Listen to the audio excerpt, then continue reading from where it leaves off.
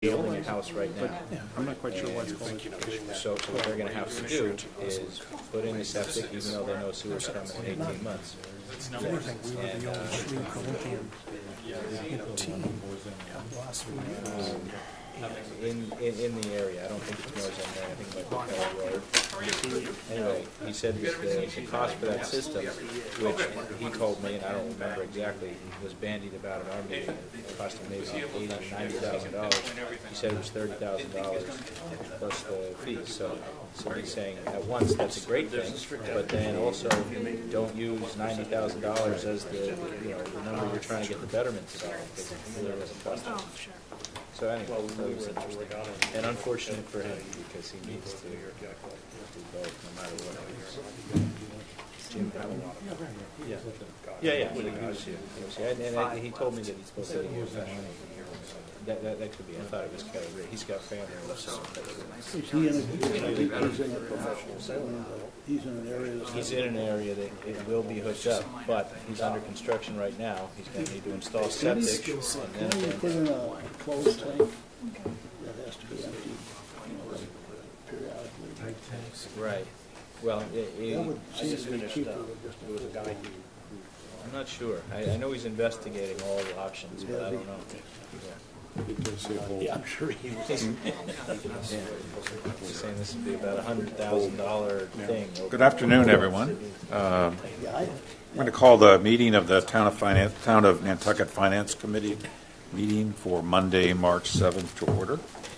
On announcements, this meeting is being videoed and audio recorded.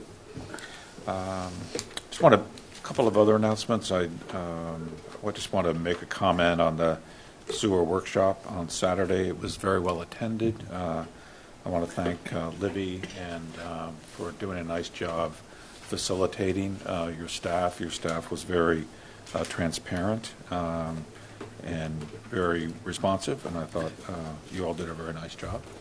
I also want to thank Matt Mulcahy, who represented the Finance Committee. Matt's going to be a little late, but I just wanted to let you all know that how grateful we are to having representation at that forum. Also on Wednesday, I believe the Board of Selectmen is having another workshop on the subject of the sewers, and I think all of us we were just chatting before the meeting how that seems to be an issue that more and more people in the community are talking about. I know I ran into some people at coffee yesterday and said, I want to talk to you about we're in the needs there, and I said, well, did you know about the workshop? No, we just found out about it. So I think it's good that you're having it again and again and again, and I'm sure it'll be well represented in the press. Welcome. Are there any other announcements to come before the group today? Okay. We've had a series of minutes that Linnell's done yeoman's work in getting out for the 4th, 9th, 11th, 16th, and 18th. Is there any questions about any additions, deletions for any of those minutes? Fine. Is there a motion to approve those minutes? So moved. I don't know if I have to recuse myself from action on. Libby, do you know if I can vote on minutes that I recuse, meetings I recuse myself from a portion of? Recuse. Okay. I'm recusing because I was not here for most of those. So I'm recusing myself from all of the meetings I recuse myself for that vote. So all the other votes I'm participating in. Is there a motion to? Go ahead. I'm recusing myself from all of them. all of them as well. Okay. So is there? So I'll second the motion to approve. Is there any further discussion? All those in favor, aye. Aye. Opposed, no. Is there any public discussion to come before the meeting today for items that are not on today's agenda? Hearing none, we'll go right on to the discussion and action on motions for the upcoming annual town meeting. And so everyone's been working really diligently. We've had a planning board meeting, public hearing, and they took a number of actions. And so as a result, you've been getting lots of emails over the weekend. And one way I thought we could possibly organize our thoughts is to take the email that I forwarded you from Libby and maybe use that as kind of our agenda for today, because those are the articles we'll be going over. Some of these were in Libby's updated minutes, the updated warrant that she sent out Thursday, I believe, or Friday. And also as a reference document, you all should have the updated warrant article worksheet. So let's start with Article 6. Article 6 is budget transfers.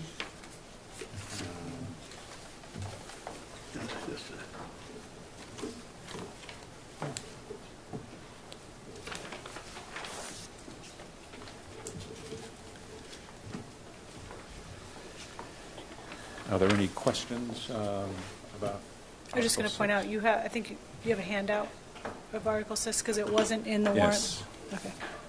I don't remember seeing the handout. So one page. We've gotten a few handouts. Yeah, go ahead. Thank you. And it's probably it's a question for Libby. So there's a bunch of salaries that we're transferring, either in one case other salaries into other salaries, but so there's 50, 85, there's 125 roughly of salary transfers in. It would strike me that that's, as we go through the budgeting and set our budget at the beginning of the year, that those are pretty well known. And is there a particular reason that we end up, is it overtime, is it? Some are known and some aren't. Some is overtime, some is changes in staff that have So happened. staff makes changes. And they Yeah. come in at Do different you want to times. add? That's fine. So the largest one being the 75,920 is actually, that person was originally in plus, had been budgeted there, but when the health department was moved out of the plus part and moved under town administration, there was an additional employee that was transferred there, so all of the salary was in plus, and we were moving it to the correct department. Okay. Fire department it's listed as salaries. It's overtime to cover some overtime, that additional overtime that was necessary, and then DPW is relative to the on-call portion of the overtime that we need to fund. So, does those answer your questions? Yeah. Okay. Thank you. Jim, Yes. can you explain when you say you're taking them from Blue Cross and Blue Cross insurance premiums? How do you? So every year we budget, I forget what we're budgeting this year, it's about $11 million in the general fund. But there's always changes that happen where if people leave and the insurance is no longer needed, then we don't have that expenditure in the general fund anymore. This is money that when we've gone through the analysis that we actually wouldn't have to expend. We have typically in the past few years have been transferring the leftover money in to build up the reserve, to build up the undesignated fund balance in the health insurance trust fund itself where all the expenditures are held. But because we have gotten that up to a level, there's a little bit of there potentially was going to be some unused money this year, and so we can use it to fund these other things. Basically, it's either people leaving or maybe we're on a family plan and now we're on a single plan, or changes like that we didn't anticipate when we were building the budget in the beginning. So that's how we manage that. Okay. Any other questions? Is there a motion to adopt? Yeah, Craig, go ahead. Just a question, and I suppose it's for Libby. In early December, there was the healthcare consultant for the town met with the Board of Selectmen and went into quite a bit of detail on HMOs. And is there any movement toward offering HMOs as part of the healthcare program? probably should have sat right down front. So we have met with everybody. We did a rollout or we offered all the unions the ability to come and talk about it. I don't believe, Steve, there hasn't been a lot of movement of people wanting to sign up yet, has there? We're working towards. I'm not sure that there's not been a great demand for it yet, but that doesn't mean that there's not going to be as we roll it out. But I'll let Steve will be able to give you a better update. Thank you. Thank you, Mr. Chairman. Steve Tuzik, Human Resource Director. We're working with Blue Cross Blue Shield for the HMO and providing that for the upcoming open enrollment. We are meeting with organized labor. We've met with every union to date. There are a few unions. The IAC would like us to come back and go through a personnel employee committee and meet with them, but the intent is we will be offering it, and I was on with legal counsel today, and that's the intent. Thank you. And Libby, we follow-on question. So I believe this may be Steve's first time coming to this group, and if it is, would you mind introducing him and telling formally and telling him where he came and what he's going to be doing? And As he sort of mentioned, this is Steve Tuzik, our new HR director. He started in August, and he comes from a long history of HR and both overseas and here, and we're really happy to have him and welcome him. And great. I think it's been going pretty great so far. Okay, welcome. We're delighted to have you. Thank you. Jim? Yes. I have a question. Yeah, Peter. Libby, just remind me, are we partially self-insured relevant to unemployment insurance? Or Brian, thank you. We actually pay a contributory rate, so we're part of so we pay, municipalities actually get a little bit of a break, so we pay 0.3%. So every year we get an annual rate, which is based on the prior 3-year period. We're not reimbursable, which would in essence be self-insured because we're paying dollar for dollar. Okay. So we're part of the contributory program. Do they perform an audit each year on payroll So dollars? we've contracted the last 2 years, this past year and then this year, with a company called Unemployment Tax Management, which helps manage that, and because they have obviously a little more experience, that's their sole focus. They do. And so anytime a claim is initiated, they review it, they discuss it with HR, and if there's grounds for us to appeal or grounds to recover money, they initiate that process. I will tell you that in the first year that we had them, which was fiscal 15, they actually saved us either recovered or saved about $61,000 in money that we would have outlaid. So the first year and a half have gone really well with them helping do that. So a question then relevant to Article 6.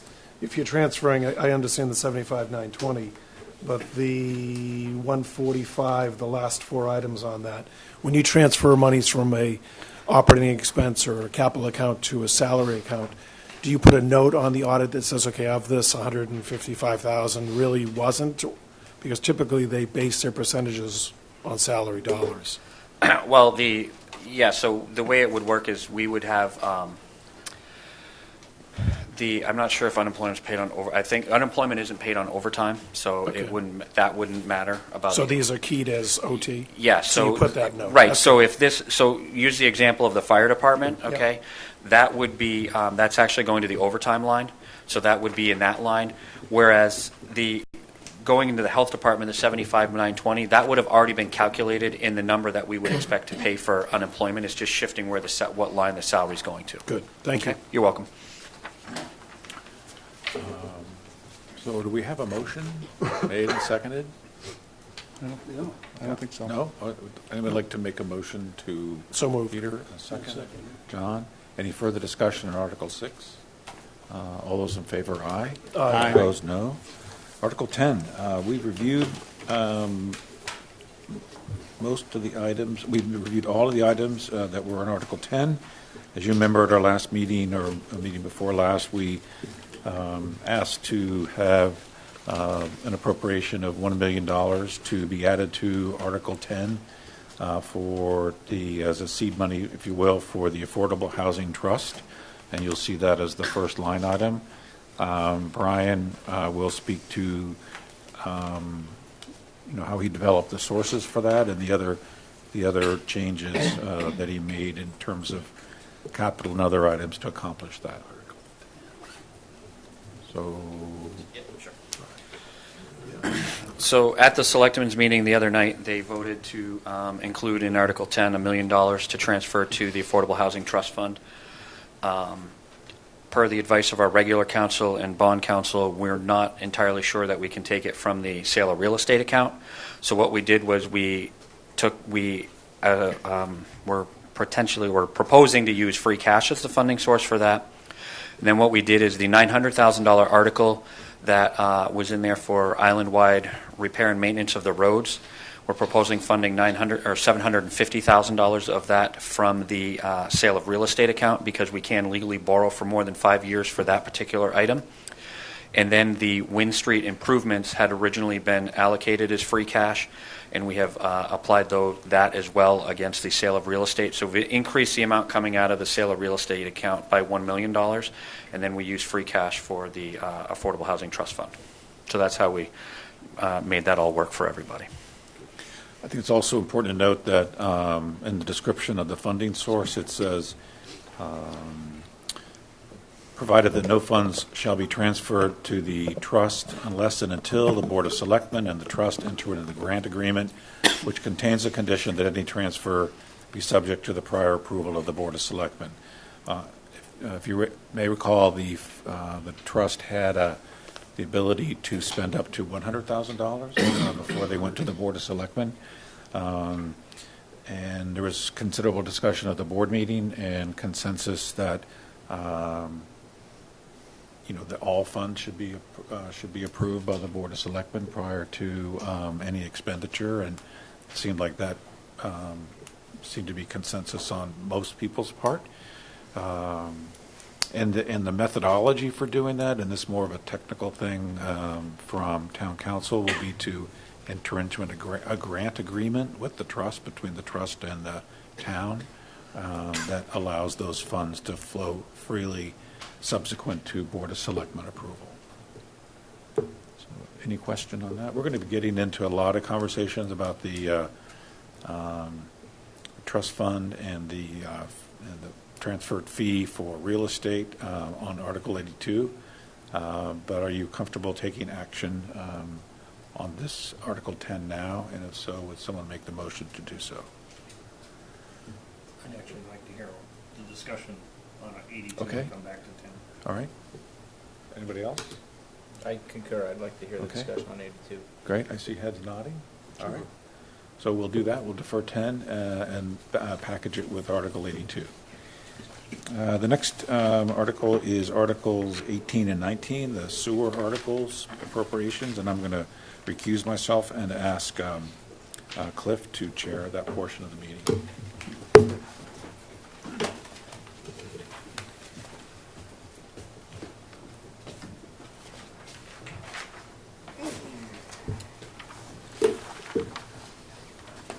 All right, Article 18. Maybe you can get me up to speed. I thought we had made our motion unanimously to do the 75-25 split. Is that not where we're headed with the... You actually made a motion on the 29th to do the 25-75, but you actually need to make the motion for Article 18 because it has also in there using the uniform allocation method, and it's contingent upon a debt exclusion vote. So we'd ask that you make a motion for that motion for Article 18. Okay. Okay. How's the debt exclusion item written for the ballot? In terms of In the language, I mean, is it very... the language actually is, let me look at this article. The language for the debt exclusion, because we actually mirror primarily the entire Article 18. For the most part, it may be a little bit shorter in terms of it identifies the area and what it's being done. It doesn't include the 75-25 in that piece in it because it's not required to have that in it. But it has the location and everything in there. So if there were a change on town meeting floor... the ballot wouldn't have to change because it does not have it does not identify the 25-75, nor does it identify the dollar value. Mm-hmm. So any of those changes wouldn't put the article, the ballot in jeopardy.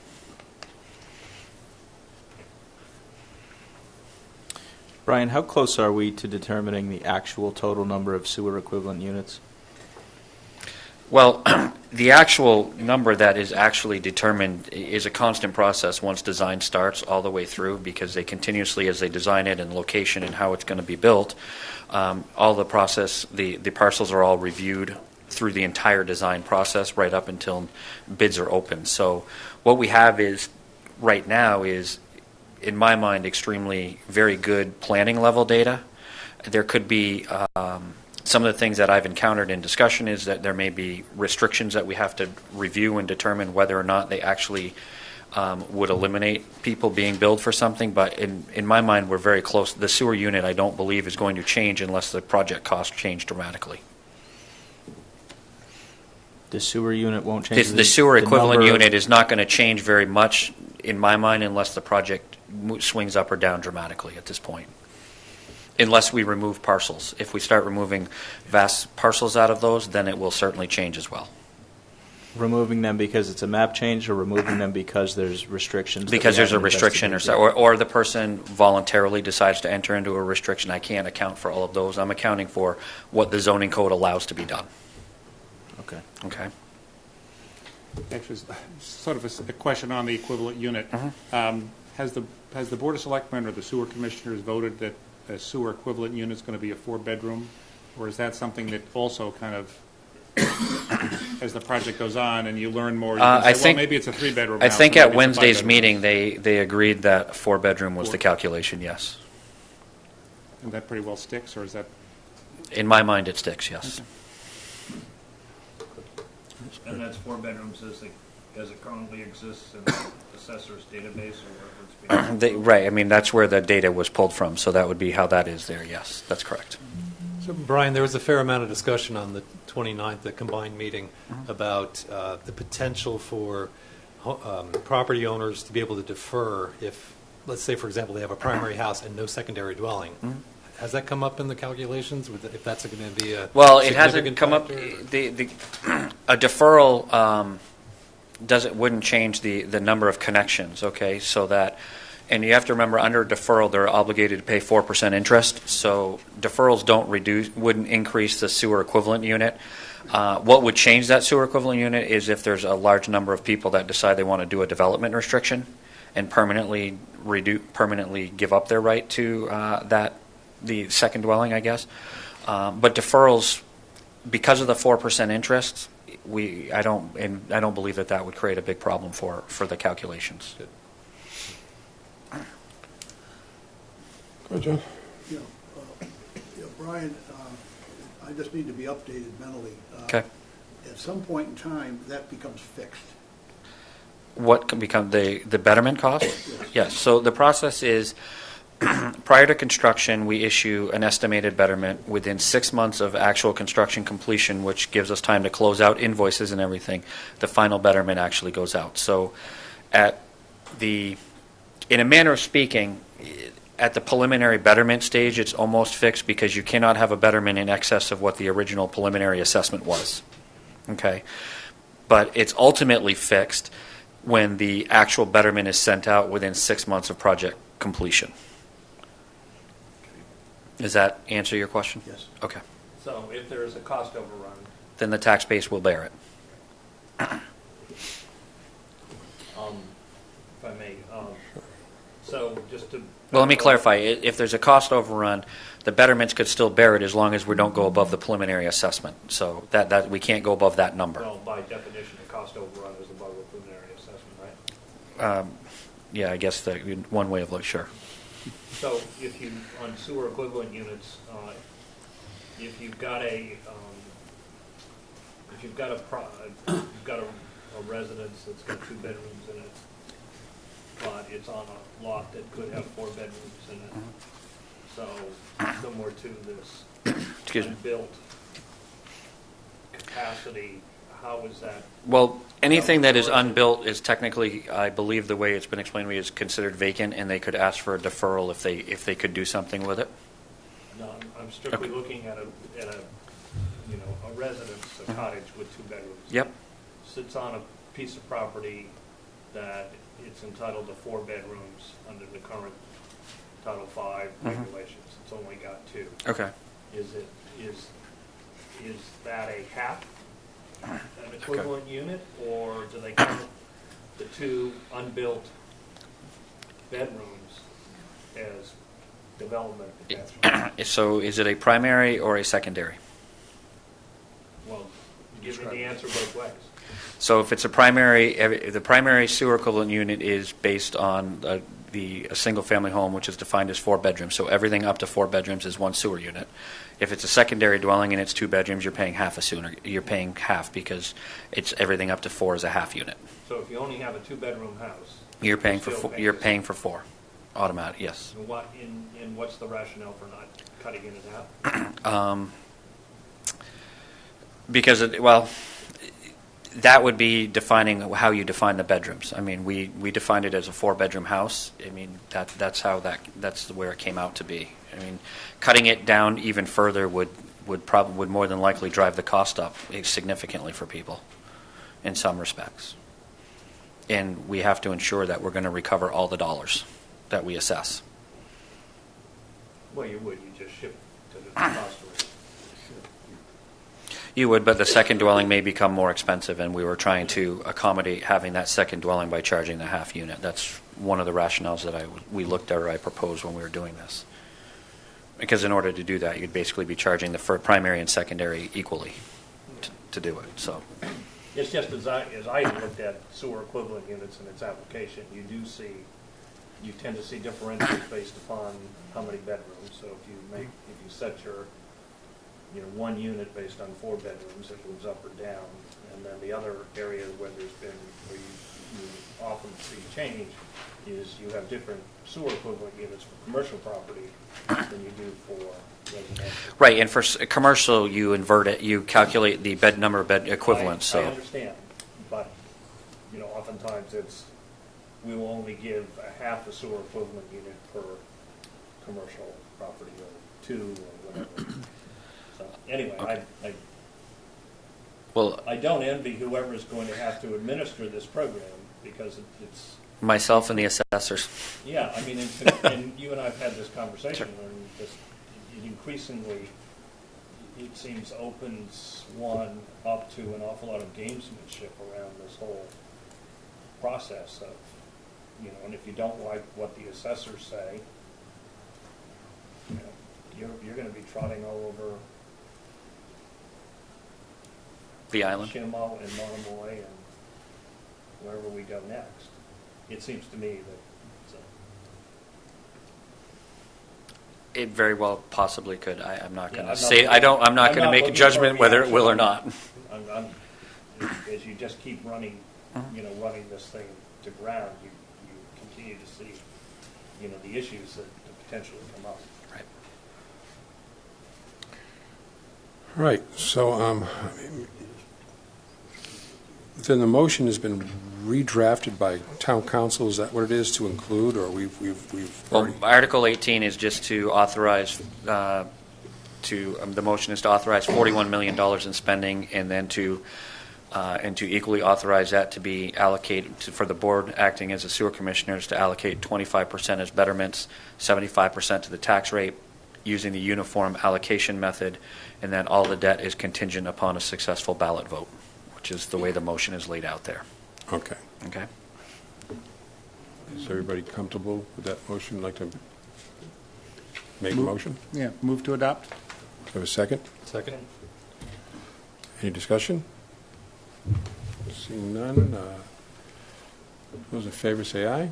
Aye. Those against, nay. The ayes have it. Thank you. The selectmen aren't going to pull an end run on this, are they?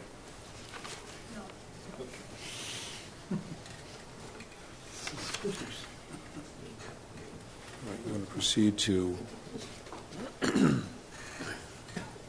Article 19, bylaw amendment for the Board of Sewer and Commissioners and Sewer District map change.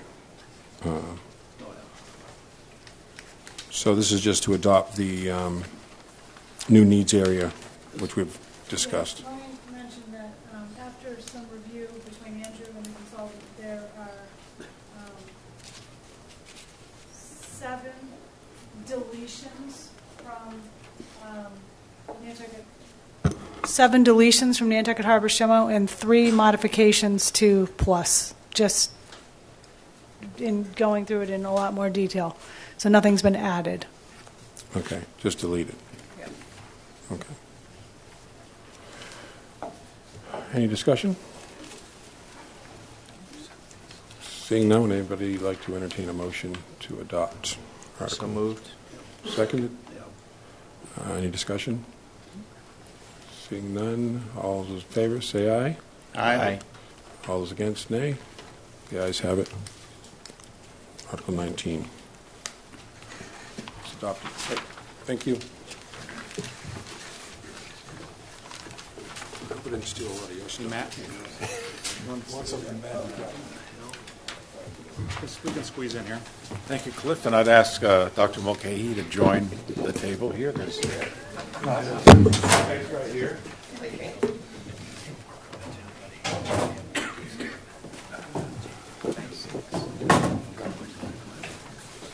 We got a chair right here. Or there, whichever you prefer. The next article we will be considering is Article 22. This is the appropriation for the Ambulance Reserve Fund.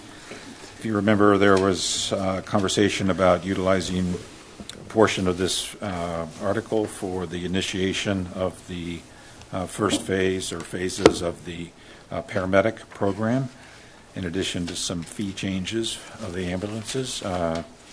So, Brian, you want to walk us through this article? Excuse me. So what I did was, from the last meeting and when the selectmen voted for some changes, starting in fiscal 2017, I added a couple additional lines in the revenue so that we can see roughly what the new revenue will increase. And then have included all the costs, the potential increases. We actually really don't start to break even based on these changes until 2020, when we get out of having to buy all these ambulances that are equipped with ALS.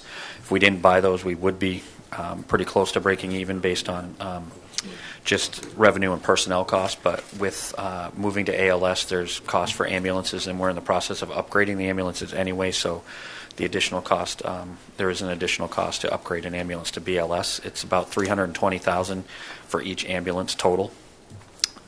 When you go to an ALS ambulance versus the $270 for a regular ambulance. In talking with the chief, by 2020, he doesn't feel we'll need to be buying a brand new ambulance at that point. We may be able to upgrade the other ambulances that we have here and be able to use them. I would envision in probably a few years after that we would start back. I've grown the revenue at about 2% a year, just kind of a very conservative idea of what's going to happen in terms of that. But you'll see in fiscal 17 with the increase change in the BLS rate and projecting about 70%, a minimal number for ALS based on the transition, there's about $450,000 of increased revenue this year. And the ALS number that we have here could certainly change as we ramp up and get more people. We may be able to start billing at a higher ALS rate. I've kept it somewhat conservative based on, I don't know exactly when the program's going to be fully functional. I anticipate fully functional by the end of next year, but I don't want to get too carried away on all those estimates. Questions for Brian? Is this what you were looking for? Yeah, I've not. Okay. Did it get circulated, a copy? Did you not, sir? Oh. You, oh. Did that? I don't think we saw that. Can it be projected? I don't have it on the flash. Oh.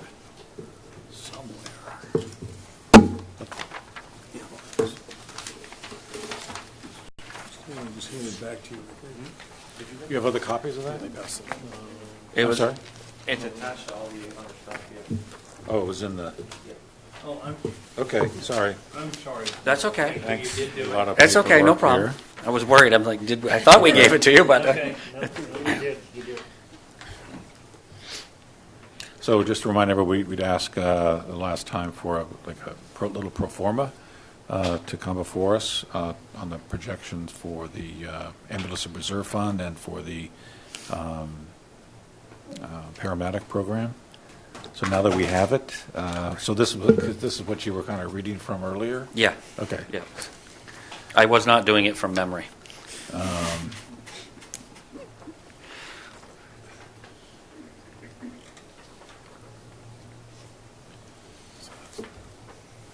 Mr. Chairman? Yes. Just to be sure, the language in Article 22 for motion, that has not changed with the pro forma, correct? No, it's still, there's 605,000, which if you take the 875 and you subtract the 270, which hopefully you will vote in Article 10, is the 605 that we get in Article 22. Thank you.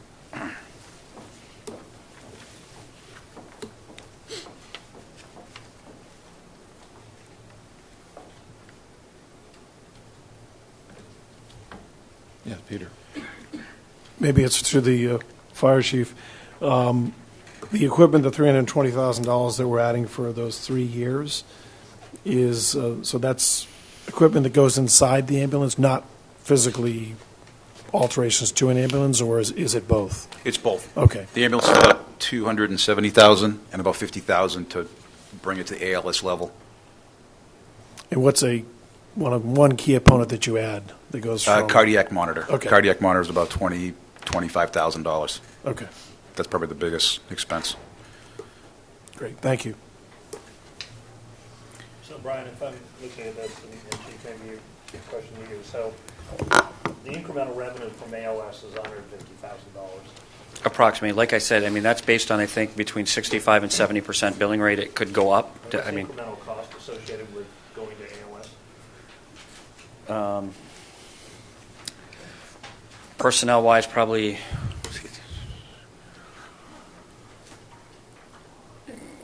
about 150, well, annually or so, thereabouts, depending on how many people we end up having to actually hire versus train and move up. Plus the training and plus the increase in the... Training will go away after 1 or 2 years, though. So I think in the first couple of years, there's no question that's going to be more expensive. But then I think that will we get higher than 70% in ALS billing as the program ramps up, so that 150 will generate more?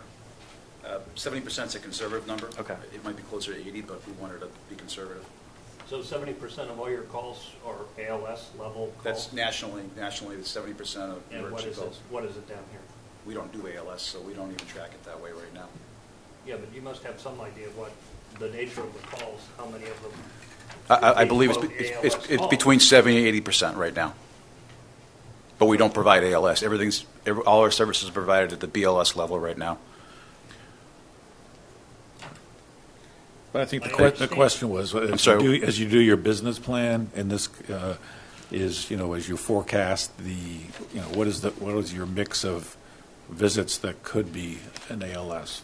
As you look at the profile of your calls. We try to be conservative. So we want to assume that it's lower than what we think they're going to be. So we were assuming that it's 70%. It could easily be 80% that we bill at ALS level. And that's by reviewing your current calls. Correct. The current calls that we do and the national standard and what the ambulance company bills out for every other municipality in New England. Yeah. So How much of that's weighted for things outside of Nantucket, and how Correct. much of it is weighted for your experience on island? Unfortunately, I've only been here since September. I've looked through the calls as best I can, and I think we're no different than all the other towns on Cape Cod. So that's kind of what I have no reason to think we're any different at all. Okay. Did that answer your question? No, it doesn't answer my question. All right. No. So if I fall off my bicycle and then somebody goes by and sees I'm on the side of the road, and maybe I'm not a good case because they may think I've had a heart attack because I fell off the, but Sure. let's assume that I, skinned up my knees and my elbows, somebody calls, the ambulance comes, takes me away. That to me doesn't require ALS services. Typically, unless you had altered level of consciousness, syncopal episode, but typically if it's a fall with a simple musculoskeletal type injury, then it's BLS, correct? And will I get billed as a BLS charge Correct. or an ALS charge? BLS charge. So you will have a list of charges that are ALS type charges? The call's categorized by how we do our report. If we tell the billing company we gave intravenous, if we gave you an IV, it would be billed at ALS. If our patient treatment documentation says we put bandages on you and we didn't put you on the cardiac monitor or anything else, then it's billed at BLS. specific to what treatments we provide. So if we provide a treatment that's considered ALS, it's billed at the ALS rate. And those treatments would be cardiac monitoring, administering of medication, IVs, things such as that. So what I heard is that 70 to 80% of your current book of business, you could offer ALS services to. Correct. So there must be a very minimal amount of events like David's describing. Correct. Correct. Do you think it's pretty much of a standard of care to do cardiac monitoring just for all patients? Not for all patients, no. For a high percentage of patients. Probably 70 or 80% get cardiac monitoring. Right? If it's ALS at all, if they go into that treatment protocol at all, they'll always get a cardiac monitor. But you're not doing that under BLS, or are you? No, we don't have cardiac monitors. Okay. So there's to turn around the other way, I think what the chief is saying is on the Cape, and I presume the caseload here on Nantucket, but also on the Cape and elsewhere in Massachusetts, 70 to 80% of the calls end up being ALS because the individual or the victim, whatever you want to call it, ends up requiring one or more of these particular treatments that trip it into the ALS category. Exactly. I mean, but we don't. I'm sure that's what you're trying to get at, David. But it sounds like that's what you're saying is just on the Cape, 70+% of the calls are ALS calls because they require one or more of these particular interventions. It is very specific to what the statewide treatment protocol is. The paramedics and people treating don't give treatments for billing. It's the last thing in their mind. They give it because it's what the treatment protocol calls for. So if you fell off your bike and you said you felt dizzy before you fell off the bike or you had a loss of consciousness, the treatment protocol would require that we put you on a cardiac monitor and give you an IV. If you told me you hit a bump and you fell off mechanically and there's no loss of consciousness, there would be no reason for us to put you on a cardiac monitor, and we wouldn't do that. So the treatment is not driven by the billing. The billing is a result of the treatment that's provided.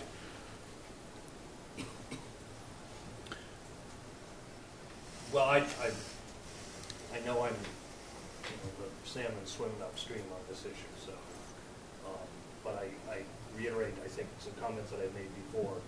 I find these charges, this is a very significant burden of the charges that the Board of Selectmen increased to recover the services, and I just, and this may be heresy, but we've been able to function with BLS. I haven't heard that our care level has declined. Perhaps we're building in an extra level of risk management by going to ALS. But I find the cost associated with it, and I get the 70 or 80% kind of numbers, but that to me, since we have been a BLS community, just means that there's going to be a lot of we're going to start billing for ALS till we get to the 70 or 80% category, and you know what, other than national standards, there's not been anything that's persuaded me that going to ALS is appropriate for the town. I fully understand. I'm probably one of the only people that thinks that way about it.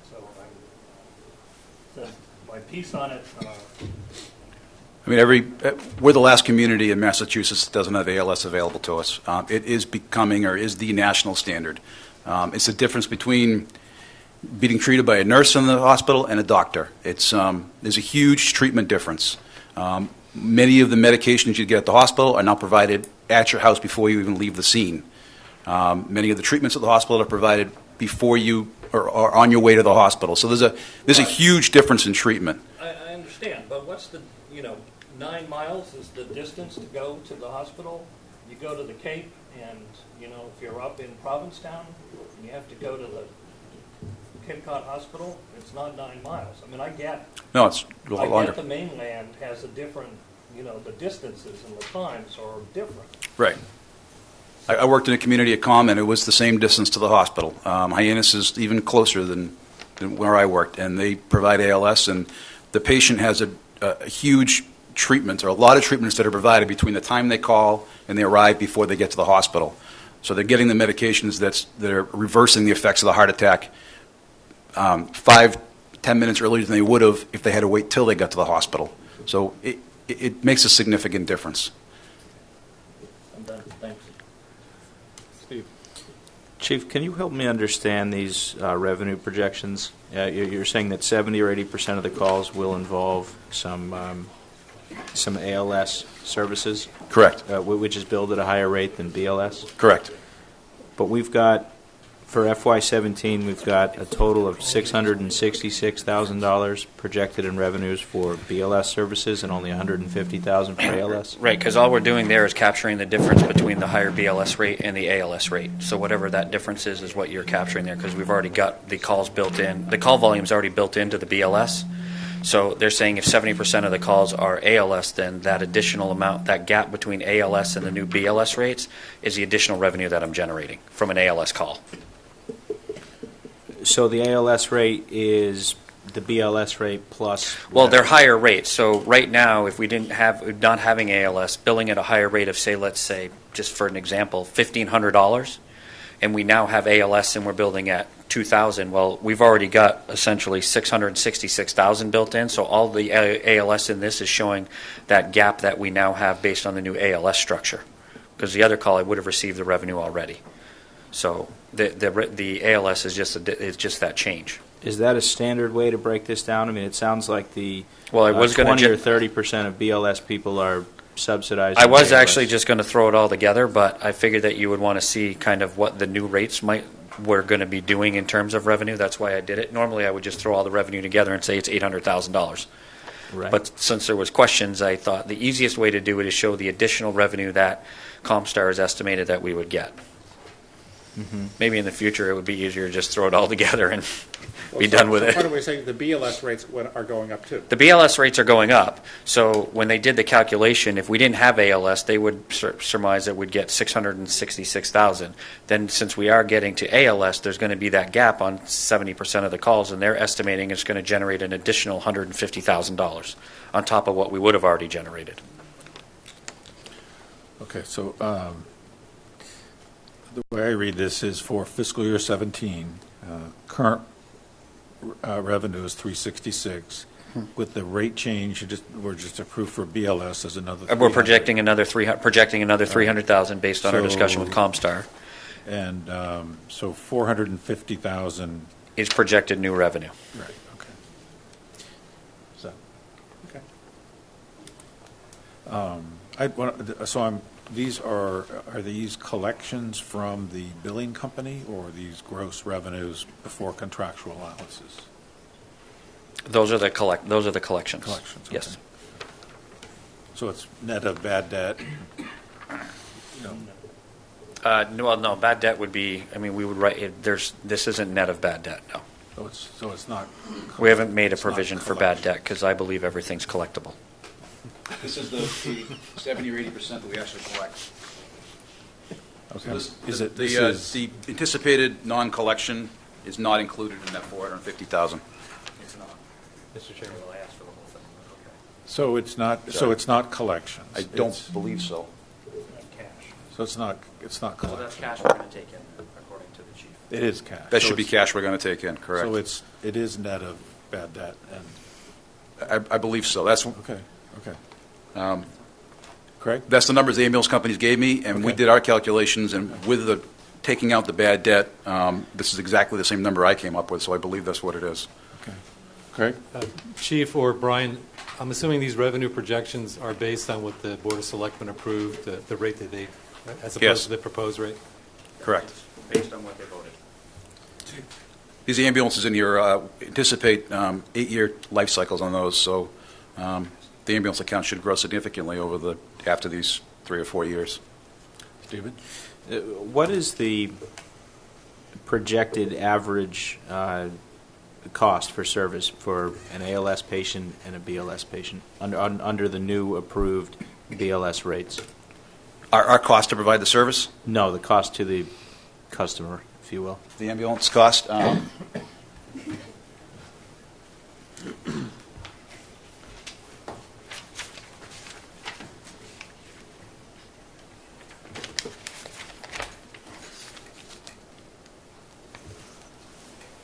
the BLS charge is $1,205, and the ALS charge, the base ALS charge is $1,950, and the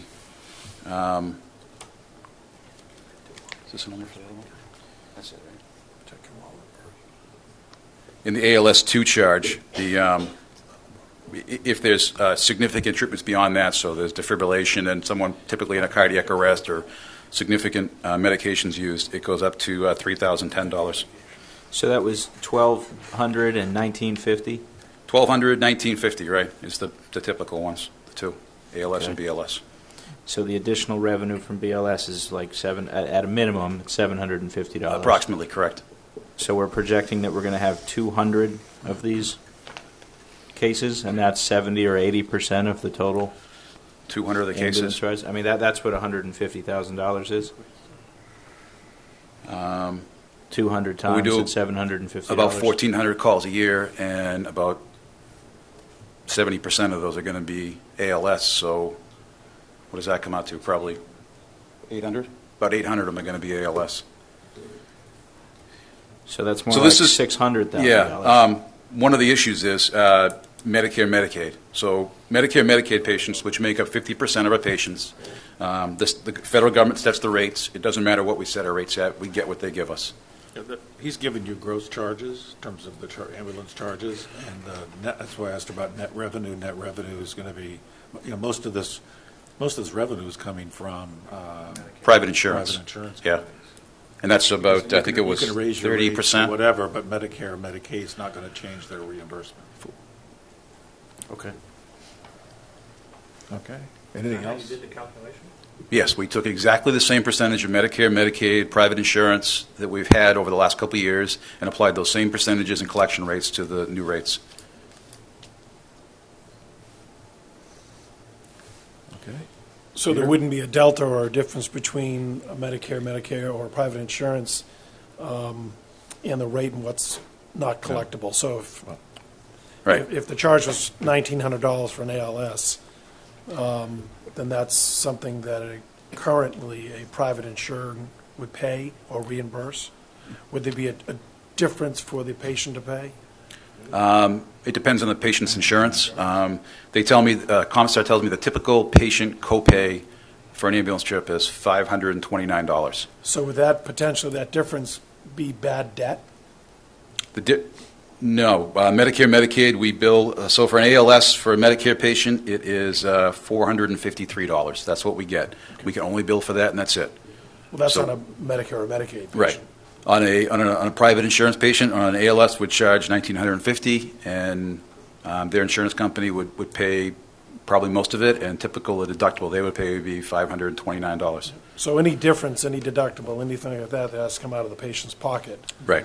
that's something we, the town, would then have to go and Well, our billing company bill. takes care of that Right. for us. Okay. Okay, thank you. And just from I hate to ask this last question, but so what is the incremental, if assuming the $500, what is the incremental deductible to be paid by a patient BLS versus ALS? The deductible change? Yeah. Because it's so it would be the same? I don't know. Comstar gave me the $529 as an average. So that's with deductibles. I mean, you can use any charge, any cost to meet your deductible, whether it's ambulance or lab tests or whatever. Correct.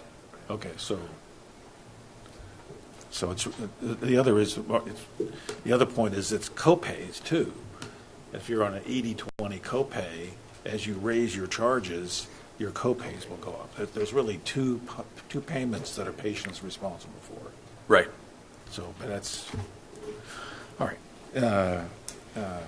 Having had that discussion, does anyone like to make, is there a motion to adopt Article 22 with this? So So moved. moved.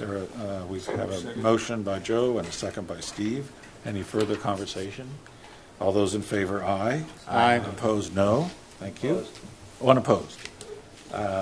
Article 28, we received at your desk in front of you, a table in front of you, the little spreadsheet on Article 28. This is the collective bargaining agreement, laborers union.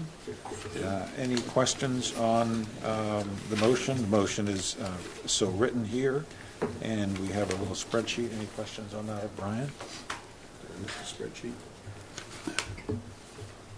I think it was emailed to you actually this afternoon. No, it was handed out. Oh, it was handed out. Do you have everything else? I saw the email. Okay. But that's, I don't need it. Mr. Chairman, Yeah. I have a question when Sure, we're yeah. ready. Just, Brian, in terms of the spreadsheet, I guess it's just in the contract, but the educational amount seemed like a rather large amount of money. Is that just compensation in lieu of education, or? No, it's compensation for having a Juris Doctorate, so it's 25% of the base salary. Okay, so it relates to a professional designation. Yes. So it is additional Yes, Okay. it is. Just my reaction was, gee, that's a lot of, you're going to get an advanced degree every year. So, okay, got you. How does this percentage increase year over year compare to other union contracts? Consistent with everything, with all the others. I mean, in terms of what was negotiated. You mean all the other unions get approximately the same Yes, annual that's increase? correct. Okay. Correct. Do you have a question? Yeah, I have a question. It might be for Steve in HR or for you, Brian. Last year, 2 of the managers at Solid Waste went out of the union. I noticed, too, with the new hire for the Visitor Services Director, it was stated that they're going to be hired not to be in the union. In this case, it seems the Deputy Fire Chief and the Deputy Police Chief, to be consistent, that would follow through, that same thing would apply, that if we're going to be consistent, that we have managers going out of the union into management, so to speak. It's probably a question Steve, for yeah, that's Steve. a question for Steve in Sure. HR. We've taken the opportunity in the past when there is a transition because of what's been inherited in practices in the town with regards to union, non-union.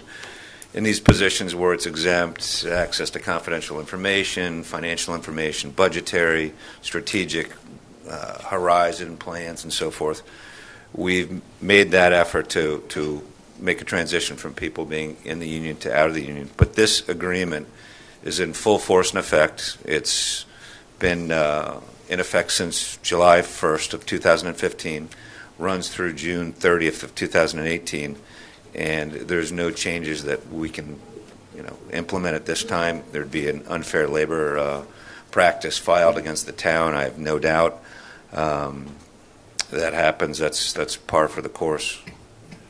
So I think we're really looking for a policy position. What is the town's policy position on moving positions that are, I guess, managerial from a union contract to a contract with the town? Because right now, you've said it's based on turnover, but I heard Craig said there were were those incumbents that moved from? Incumbents. So they were incumbents that moved. So we kind of like to, as a finance committee, we like to understand the policy, and then we like to get feedback on how consistent they are. Not all incumbents. These are changes that have been made. These have been in effect because the opportunity has been there where a transition has happened. So what we're doing that from a policy standpoint is when an opportunity arises, the town takes the opportunity and we make the adjustments. So from a policy standpoint, the practice has been we're trying to make changes where applicable when we have that opportunity, and you've seen so in the past 7 months. So what's your definition of an opportunity?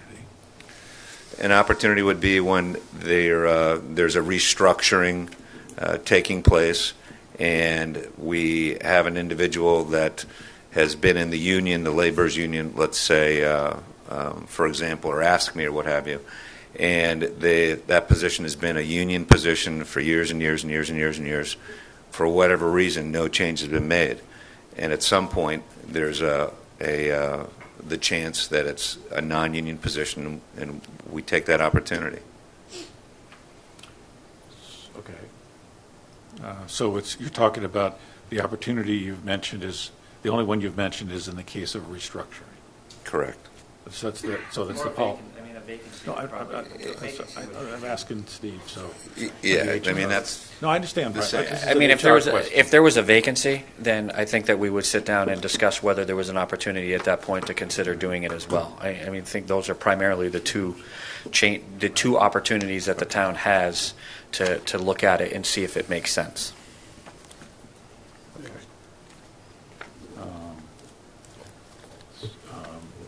Would you consider, when the contract's up for renegotiation, as an opportunity to make the change? I would consider it an opportunity to have an internal discussion about whether we wanted to pursue it. Sure. So, Steve, can we add contract renewal as a third opportunity? It would certainly come up for discussion. Okay. The contract's currently, as I said, it's in, as everyone's realized, No, I understand that. in force and in effect. We're not really talking about that. I think we're just trying to, because we've had, to find common, you haven't been here, we've had this conversation other times when this contract's been renewed, and it's pretty consistent to what we've heard the last few times, that this contract was already in force, and we can't change it now, but, so this is what we've heard in other periods of contract renewal. Mr. Chairman? Yes. So, Steve, when that contract comes up in 2018, is it your department driven? Is it driven by the Board of Selectmen? How does this happen if there's going to be a change? Well, now we track, now that we have systems in place where we track all the contracts and when it's up for renegotiation and so forth, and so we track it in HR right now. We're trying to consolidate and put in systems where we're very much aware of what's transpiring. But what was your question? Who initiates the negotiation process? We'd reach out, we'd speak internally, HR, and then HR would reach out. We'd work with legal counsel, as we always have, to reach out. And negotiate the contract. In contact through the appropriate channels, MOAs, et cetera, Right. Work with the union. In this case, we've been working with union presidents on a weekly basis. I'm in touch with union presidents. Cliff? Not in reference to this particular contract, but I always like to talk about the airport because we had salaries out there that I guess if you live long enough, you just keep getting paid more and more and more. And I mean, I work for the federal government, and we have tiered salaries. If you're a janitor, you get paid, say, 20 grand to 50 grand, and you're done. If you want to get more money, you have to become, the janitor manager or something, or if you have to move up. It just seems like I thought after what we went through at the airport, we were going to finally come up with a philosophy of a bracket of what people get paid. And I don't know, maybe I've missed it. It doesn't seem like we're doing that, are we, as far as, or is that incapable when we come to unions? I mean, I'm in a union, but I still have brackets for the federal government, and you get paid so much, and that's it. We have brackets and tiers, but Nantucket is a very unique animal with our island home and the number of unions, 13 unions on the island. And so we're currently taking a mass of information and making sense out of it, common terms, conditions, and bringing as much homogeneous language and so forth and structure that we can. But it's a complex process. It starts with meeting with the unions and building that credibility and working with people and understanding both sides and what works. It's a macro negotiation, not just a CBA term negotiation of 3 years, but we're working in that direction. So as a result of not ever negotiating a tiered program, that's something that we can achieve, or we have to give something up to? It always seems like we have to give something up to get something. It's give and take. It's a negotiation. It's a dance. There's a lot of strategy behind it, as I'm sure you're aware. It's prioritization and so forth. It's complex. Peter? I have a question. Just as the first time I've seen something laid out like this, is the reason behind not showing any monies for vacation, sick, personal, holiday, and outgoing years is because is that gone away, or is it something that changes? No, it's just that the reason that they're all shown in the prior years is because that's the way the transmittals for payroll are done. I have no idea how much vacation, sick, or anything else is going to be used on an annualized basis. So for purposes of the 3-year projecting forward, it's just that's the salary is what it is. It's the 138, 141, and 143. Again, like I said, sick leave, vacation, and all of that, and holidays is because we have to track that stuff internally through the payroll. That's why they show up in those buckets in the prior years.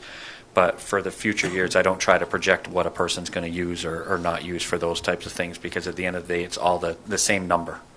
So if you don't use any of those 4 categories, it appears as 0? Well, if you didn't take any vacation time in that line in the 3-year analysis, it would show as 0. And is it accrued? Is it carryover? There's accrued and there's limits to the carryover, yes. Okay, so there is some limits. All right. Yes. Thank you. And the expenses of overtime, are those embedded into the contract, or is that discretionary on the part of the supervisor? Well, I don't believe there is any overtime, so. Oh, I'm sorry. I was looking at 15. Oh, I'm looking at the wrong thing. I'm sorry. All right. Okay. Sorry. Thank you. Does that answer your question? Apologies. Yes, it did. Okay. Stephen? Oh, Craig, did you need to say something? No, not yet. Okay, well, I'm going to move approval. Is there a second? Yep.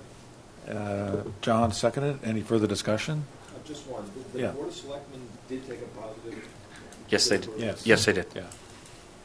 All those in favor, aye? Aye. Any opposed? Thank you. Thank you. Thank you, Brian, for doing that for us. The next items are a series of Should be a potential.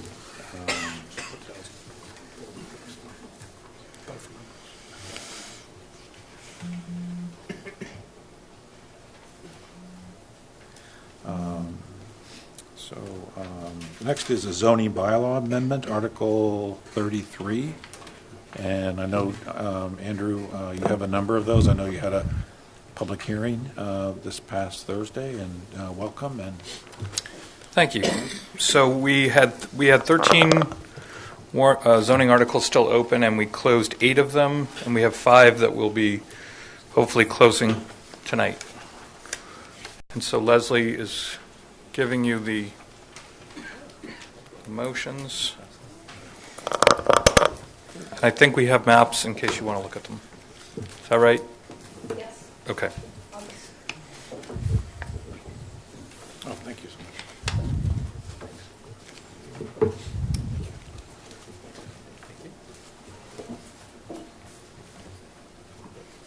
So the first is Article 33. This is the coastal erosion liability waiver proposal.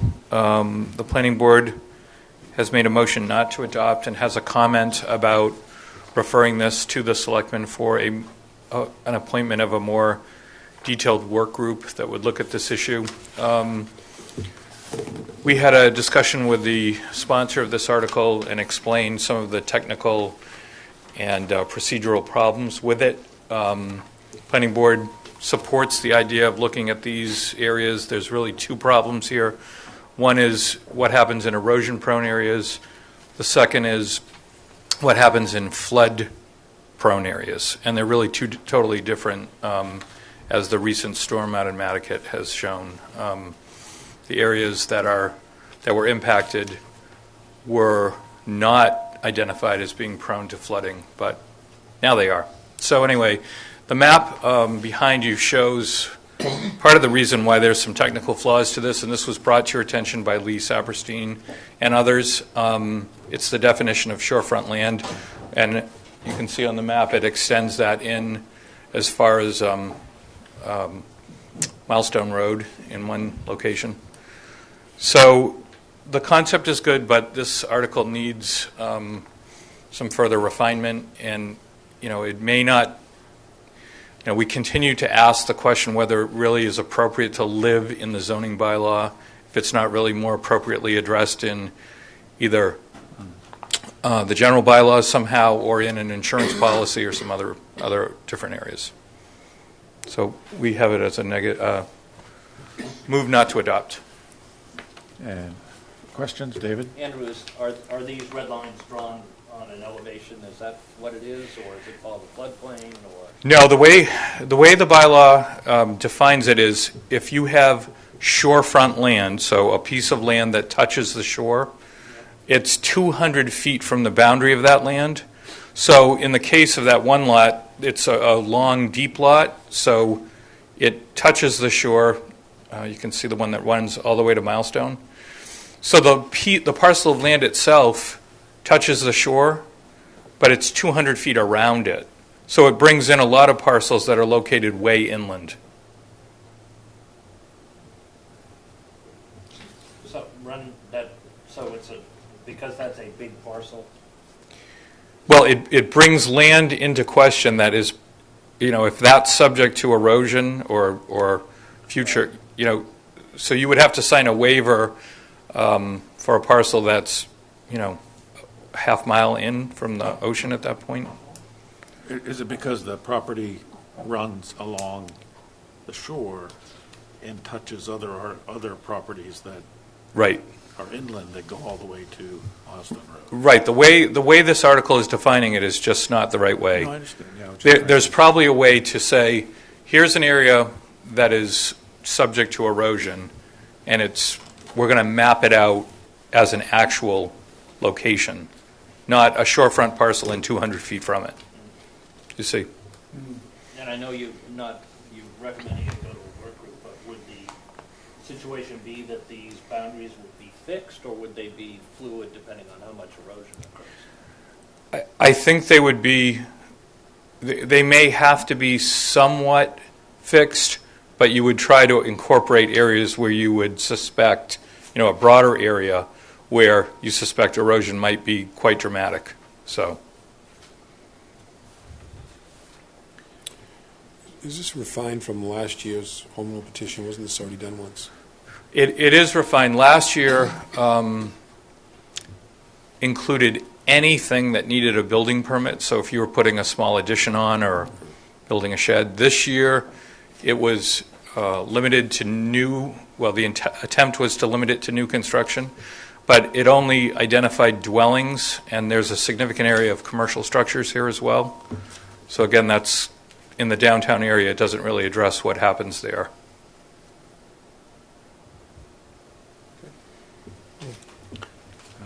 Anyone like to make a motion to adopt this article? I'd make a motion to adopt the planning board's recommendation. Is there a second? Second. Any further discussion? All those in favor, aye. Aye. Opposed, no. So, Sort of a point of order, Jim. on Yeah. these. Do we make motions on these various real estate and zoning articles to adopt them, or are we just sort of it affirming? depends. If there are real estate articles, we make the motion.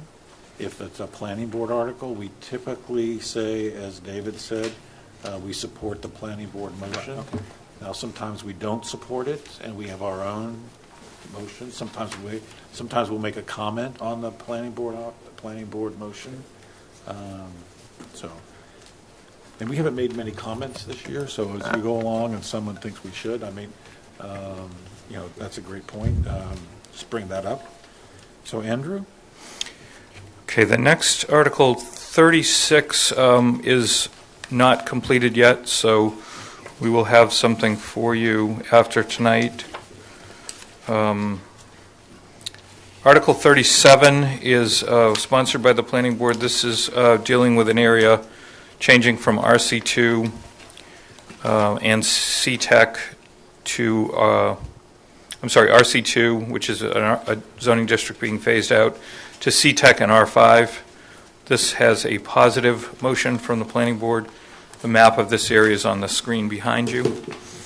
The area in red, remember that RC2 is a commercial zoning district. It allows everything from a single-family house to an asphalt plant and everything in between.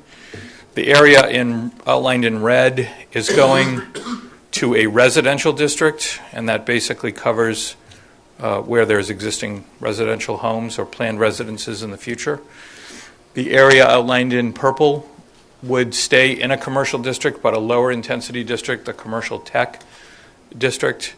And the area in green was listed as either or. The owner of that property has expressed her desire to stay in commercial, so that will go to the commercial tech district. Any questions on Article 37? Is there a motion to support the planning board action? So moved. Is there a second? Second. Any further discussion? Aye. Say aye. Aye. Aye.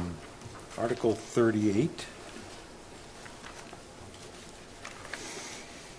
Article 38 is a citizen article, and this deals with the properties along Marble Way, as you can see on the map.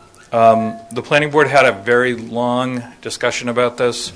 There was a lot of testimony coming on, I would say, both sides of the issue. Ultimately, the planning board felt that because basically every property owner in here has filed basically a perimeter plan to freeze their existing commercial rights in place, that they were not going to support this article and give it a move not to adopt article, mainly because by adopting it, it would create basically a street of non-conforming sites. So the motion was not to adopt, and that was unanimous from the planning board. And as the committee remembers, we've had the article sponsor here a couple times. I was at the planning board meeting, and there was considerable discussion, as Andrew says, on both sides. So we'll take questions. Craig? I don't know if it makes much of a difference, but it mentions here that you move to take no action as opposed to not to adopt it. Is that a necessary difference? No.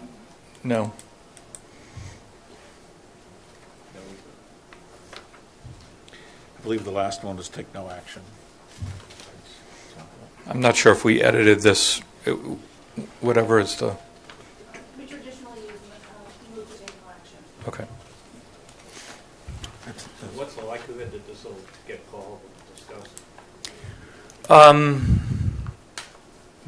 The project sponsors did contact me, and they asked about the possibility, to explain the process.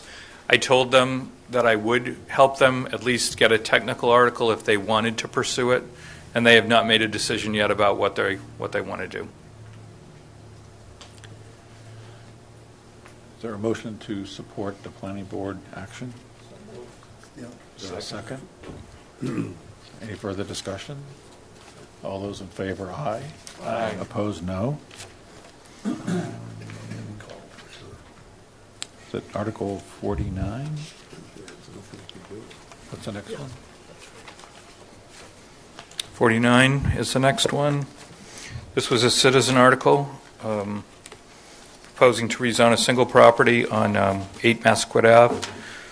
Planning board has given this a positive recommendation. They found that the existence to the east side of this, you can see the map up on the screen, of existing LUG1 to its east boundary and to its southern boundary, the fact that it's bordered by undersized lots warranted a transition in between this property and other property basically to the west.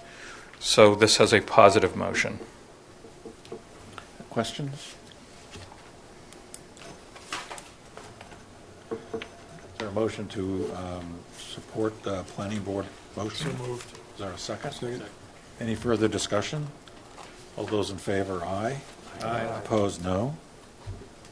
Article 50.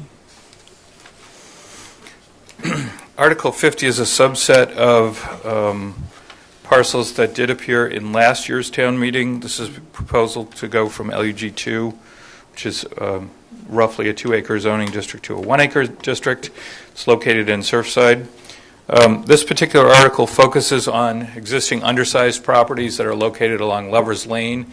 That's the long, skinny part that goes up to the purple area, which is R20. So again, it's a transitional zone in between half-acre and the broader 2-acre parcels, which is the LUG 2. The planning board gave this a positive recommendation. There was a minor technical change that was made in the motion. Questions of Andrew? John? You said there are some non-conforming lots already in there. Correct. Along Lover's Lane, there's a mixture of basically half-acre and 1-acre lots there right now.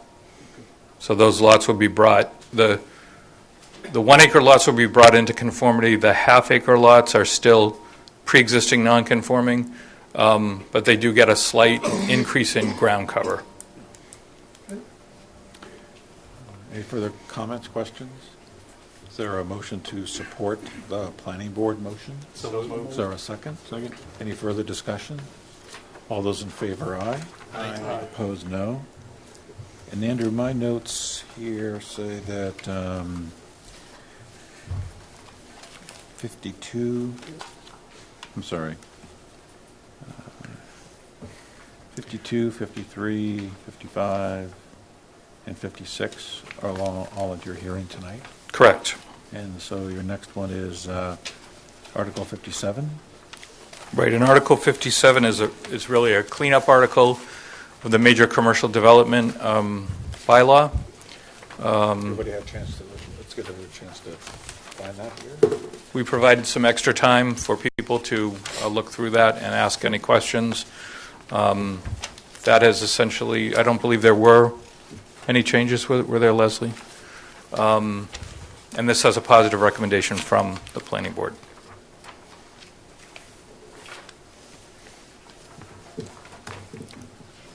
Comments or questions? Is there a motion? I'll wait till you have a chance to take a look at it.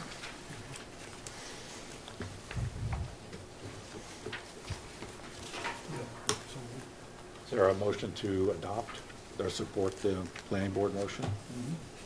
John? Yep. And a second, Cliff. Any further discussion? All those in favor, aye. Aye. Opposed, no. Article 59. Article 59, with a slight change, the inclusion of some language to make it consistent with the general bylaws, has a positive recommendation from the planning board. And really the intent of this article is to make sure there's no conflict between what the zoning bylaw says, what the general bylaw says, and this proposed change would make them in conformance. Any questions? Steve? So this is for all properties across the island? Correct. You can only have one unregistered vehicle on any single property? That's right. Is this targeted at any individual trouble parcels? No, I don't believe so. The existing language in the general bylaw has existed for some time. You can store unregistered buildings in a building without limitation.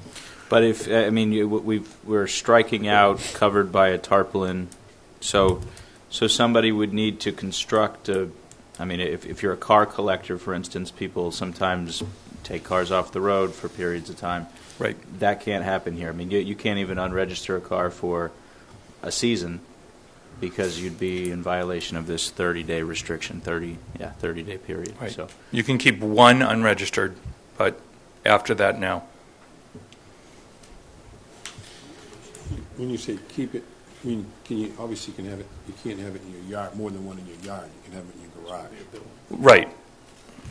If you're in a commercial district, you could apply for a parking lot and, get permission that way. But So where is that in here that if you have a commercial lot, you can apply for some waiver of this? It's not in here, it's in the definition of parking lot. Parking lots allow for unregistered cars? No, sorry. Take that back. So what was the impetus for this article this year?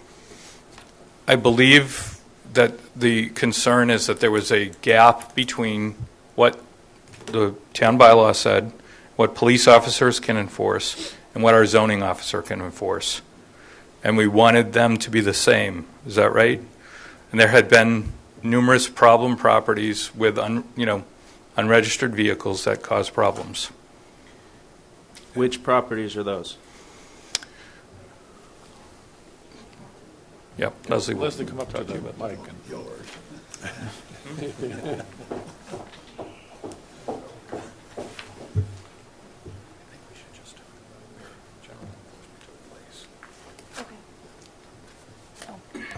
Hello, Leslie Snell.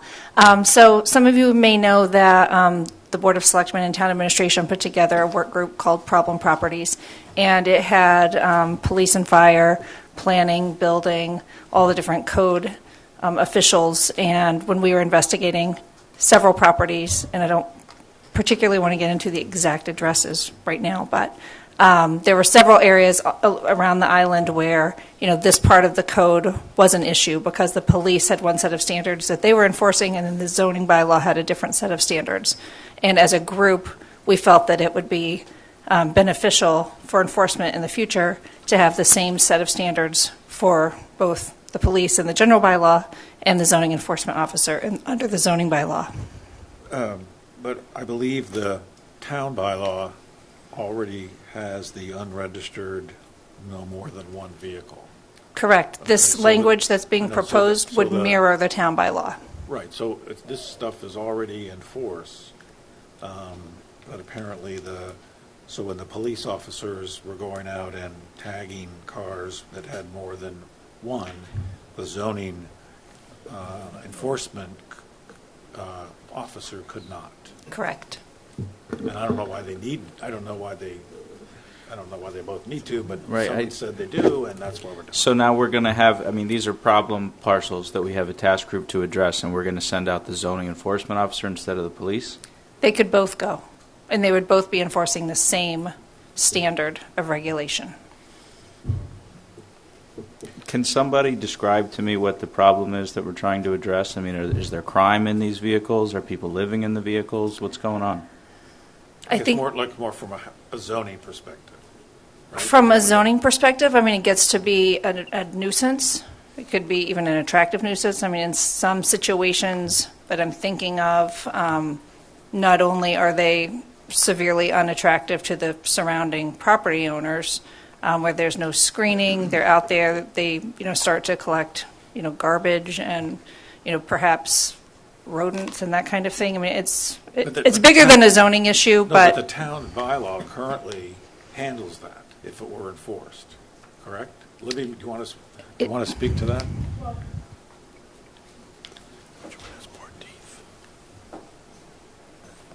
Yes, but we're not going out there and looking out for properties that have more than one unregistered vehicle. It's generally complaint-driven, and it's generally several that we're going after. And as Leslie says, it's these problem areas where they tend to collect. No, I understand, but I guess my question, I don't know if your question was, how will enforcement change as a result of this change of the zoning bylaw? No, the question that I had was, what's the problem? Okay. This is America. If people want to own a bunch of stuff and they put it in their yard, I just don't see an issue.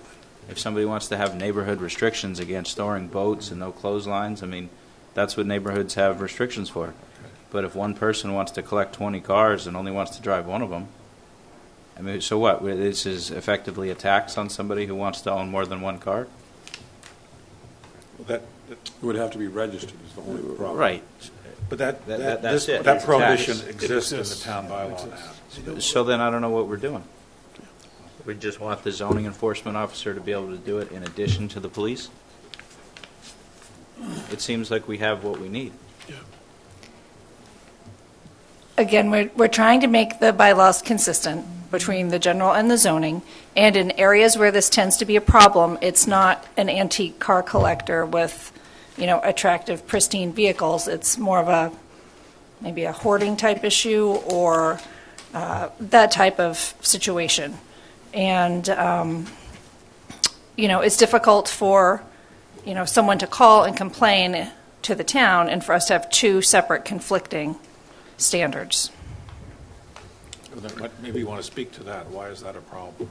Where does that come up? How does that come up as a problem?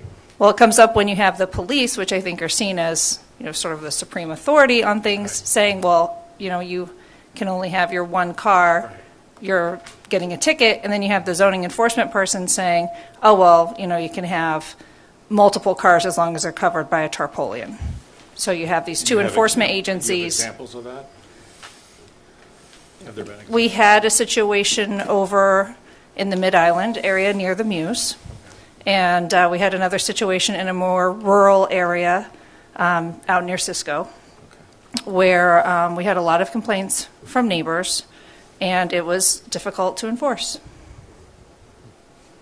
consistently. And they just say tarpaulin. I mean, I know they have those, and I don't know if those buildings are permanent or not. I just call them little Quonset. The Hoop Barn? Yeah. Are those exempt as being a building, or is that something you could store a car in and not be considered a building? There's different categories of hoop barns depending on the size and their use. In some cases, they require a building permit. In some cases, they don't. But, I think it would probably meet the intent of this article. I mean, the intent is for them to be covered and for them to be out of sight. Okay.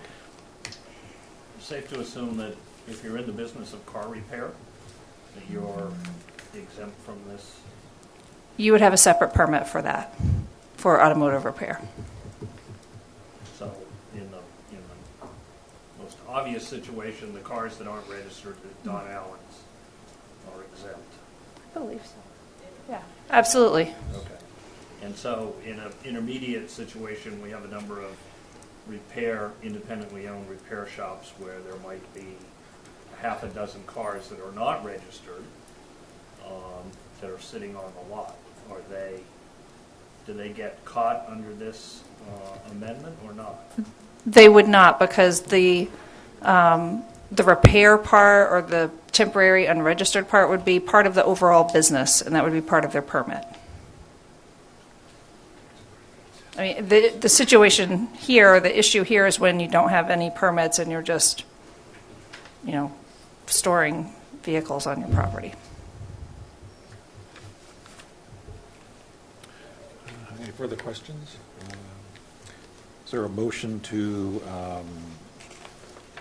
support the planning board action? So moved. Is there a second? Second. Any further discussion? Yeah, one question. Yeah, go ahead, Matt. How long has the bylaw been in effect for this? Bylaw, is it for a while? It's not recent. So it's not recent change. David? And I'm assuming this is complaint driven, Leslie? So That's what you somebody said, would yeah. have to Yes. file a complaint. Yes. I mean, not all complaints or not all violations are complaint driven. We have been trying to get away from completely passive enforcement and to take a more active role. So it could be that if there was a really obvious situation and the zoning enforcement officer, we have several of those, noticed it, they could, issue a violation, but generally they're complaint driven. So to get to one of Stephen's points, if somebody, a zoning enforcement officer is driving down Cliff Road, goes by a house, there are two cars sitting in there, they're obviously summer vehicles, don't have license plates on them because they've been unregistered for the winter time, which obviously happens.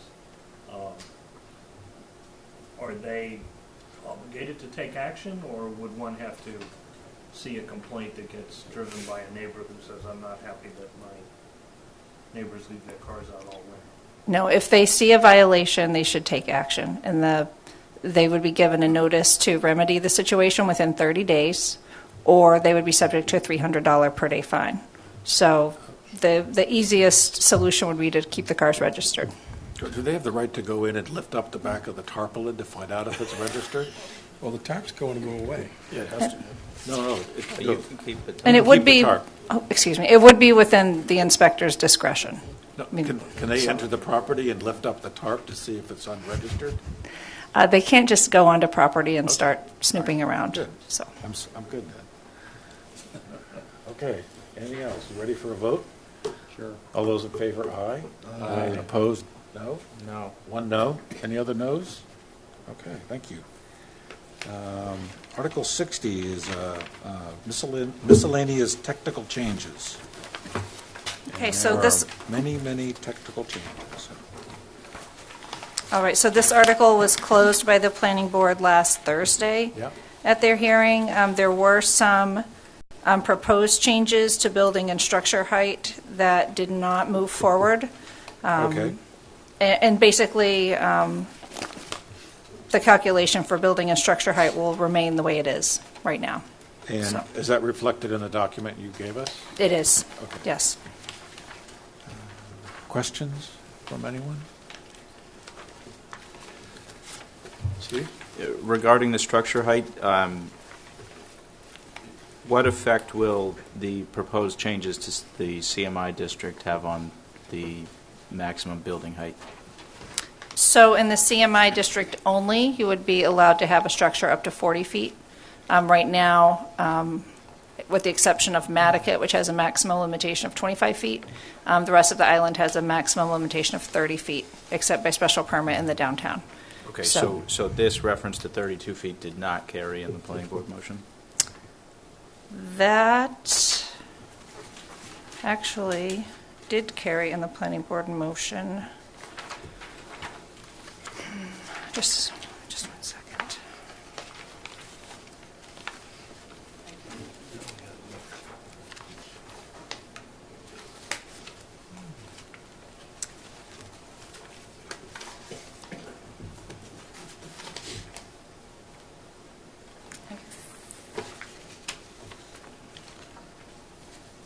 I think we have an accept clause. I'm just trying to find it.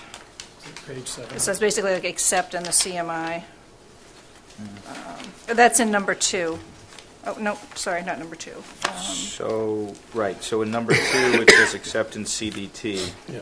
Could that be amended to include CMI also? Assuming that the previous article about CMI passes, can we amend that on town meeting floor? Oh, okay. So back in Article 36, that's where the definition to, or the addition to accept CMI is added. So, yeah, I think we probably do need a technical amendment to just strike number 3, or to add accept in the CMI on that one. Nice catch. Very good, Steve. That's why you have a diligent finance committee. I know, it starts to get confusing when you have changes to things in different articles. Any other? Yeah, so Comments? the practical implication of height limitations related to the floodplain, I see went from 28 to 30 feet. Yes. What typically, when people build, what's the first floor elevation? Is it Well, 8 it- feet, 10 feet? Is there no standard? It depends on where they are. Okay, so you're in the highest floodplain. So go down to Hobart Avenue, there are a couple of houses Right. that we just built there that look quite large. So how, what's their overall height? So some of those vary from, say, like 8 to 10. So they would go up to 40. Yeah.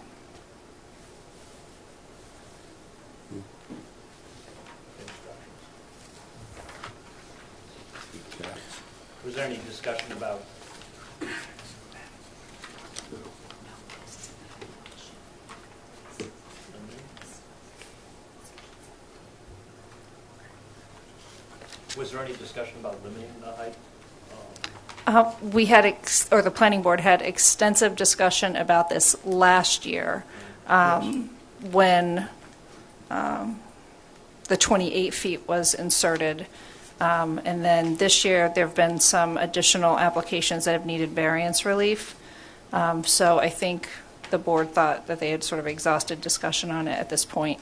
And if, there were floodplain regulations that required this, then we should accommodate it in our local zoning.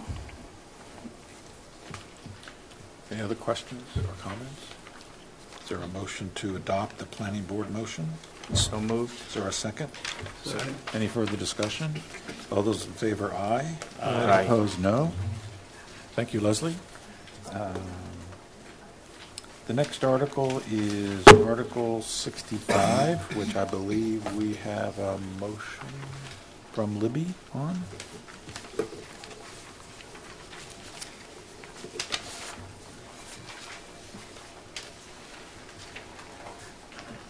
So that should be in your document that we received from Libby today. Or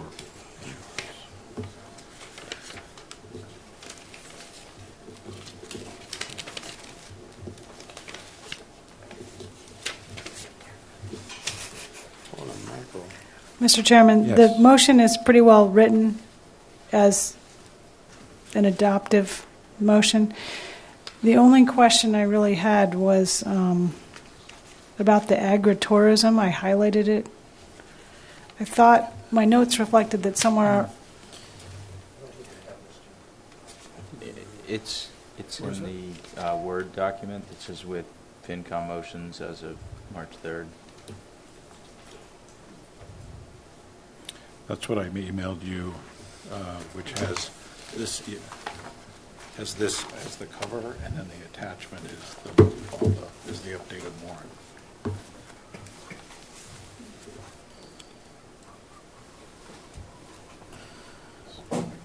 So in this motion, the highlighted section, or the highlighted words, including agritourism, that was to point out David's concerns earlier? Yeah, I had some notes that said that was maybe going to be removed. Mm.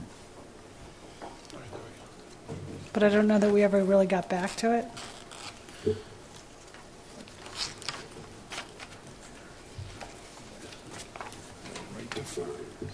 There was some, I know, emails back and forth with the sponsors about that, and do you remember what their conclusion was? I think they were okay with taking it out, is my recollection. I think so, too.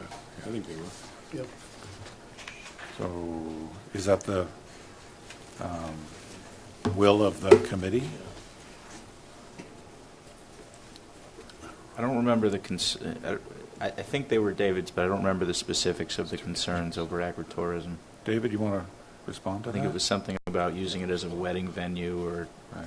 Yeah, I thought that because of the definition of agritourism could be quite broad, that we were walking ourselves into a situation where the laudable intent to encourage farming gets perverted by people that end up with commercial... People circumventing zoning and having businesses where they shouldn't be, that kind of thing. They shouldn't be, and that, might be a disagreement as to which of these laws end up trumping the other, but, there was certainly some case law that would indicate that agritourism was a problem. That's what I brought up. I would certainly, if in fact that was the intent of the sponsors to remove that, to get support, Yeah. that would be terrific. Yeah, we might as well take them up on the offer, Yeah. I guess, clear up any Yeah. doubt. I agree. Yeah. So where would that, So, under section 140-2, okay. just strike the words including agritourism. And I would make a motion to adopt with the motion as written, with the one amendment that we will strike the words including agritourism under the paragraph titled definitions. Is there a second to that motion? Yeah. Well-worded motion. Any further discussion? All those in favor, aye. Aye. Opposed, no. And I think our thanks goes to the farming community who listened to our concerns and were so amicable about making a change. Do we vote on that? Okay. Let's see. Article 70.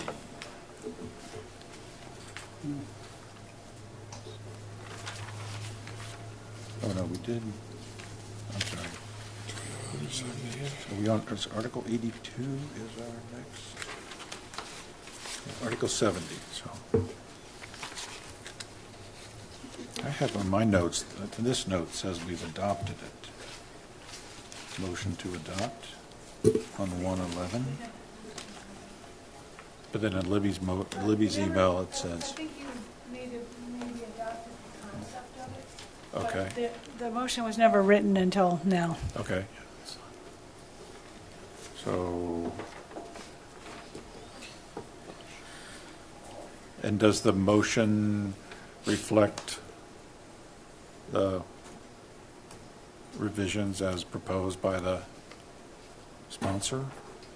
Yes, I think there was one from town council noted rewritten. But for the most part, it seems pretty well intact, I think.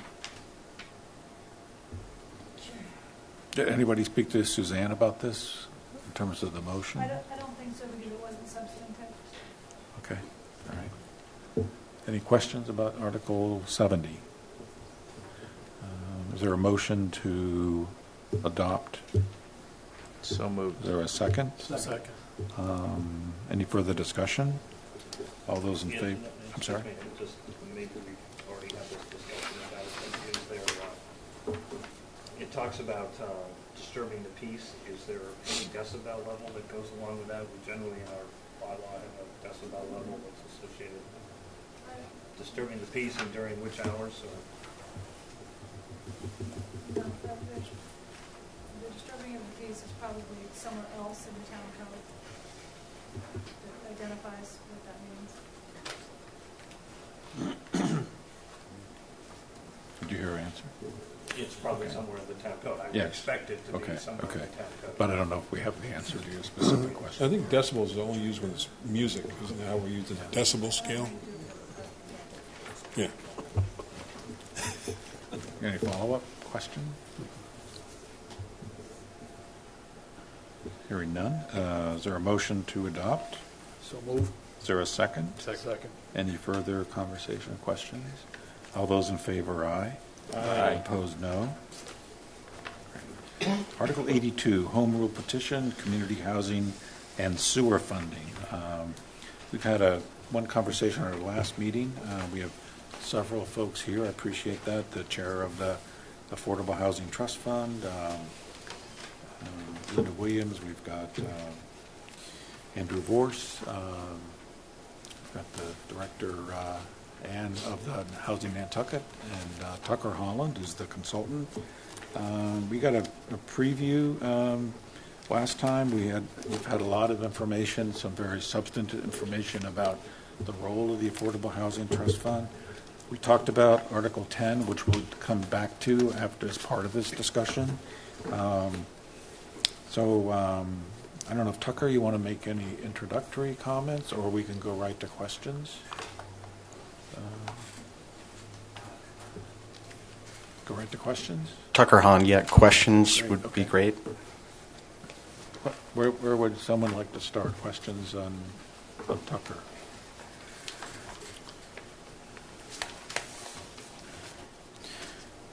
So Tucker, offline we had a very brief exchange of text messages, and you were soliciting questions, any feedback I might have, and the only suggestion that I made was that there might be some sunset provision to this transfer tax.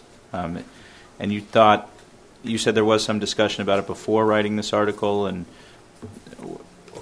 that maybe it would be added. Do you plan to add something like that? What was the upshot of your conversation with your committee? Maybe I should back up. Yeah.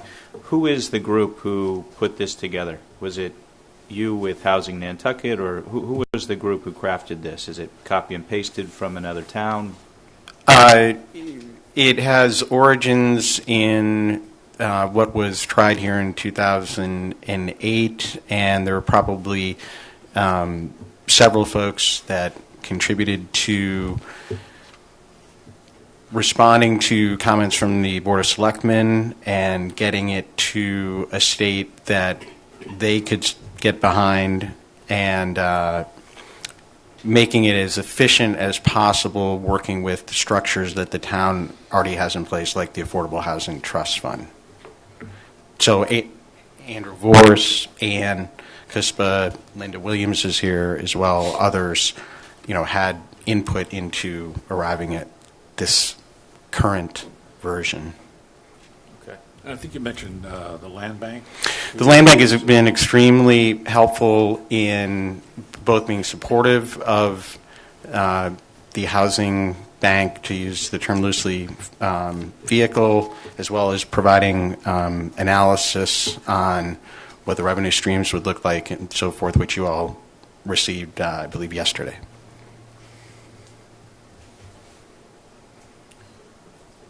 So then, in terms of the conversations that you told me were had, was it among that group of people?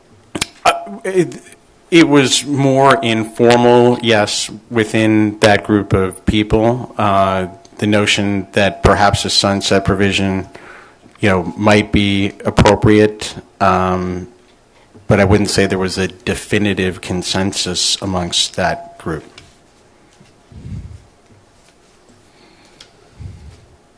Okay. Other questions? Any follow-up? Do you mind sharing how you feel about, whether there should be a sunset provision? My own viewpoint is I'm a limited government kind of person, and I don't think that, we want to create something to solve a problem, solve it, and be done with it. So I am open to that notion. There were discussions around the idea that there is the first issue that the town needs to solve in terms of its 10% requirement from the state to have 10% of its year-round housing stock be affordable by state definition. Then there's a secondary issue here in Nantucket where there's another income level of the population, call it Nantucket affordable, which isn't the same thing as the state definition. Affordable with the small a. Exactly. And so as an example, Martha's Vineyard has put out as a statement they want to have 20% of their year-round stock fall into those two categories. So is that when things should sunset? There's... Right. Yeah. So my issue is, without a set of goals and objectives, and I understand that they're not available yet, we don't know sort of what problem we're trying to solve. Do we want an unlimited funding source? I mean, for instance, I'm in favor of removing this $2 million floor for this for the imposing of this tax. Let's have it on all real estate transfers, but then so we can more adequately and more quickly address this problem. But let's define what the solution looks like, and then when we get there, maybe there's some other, but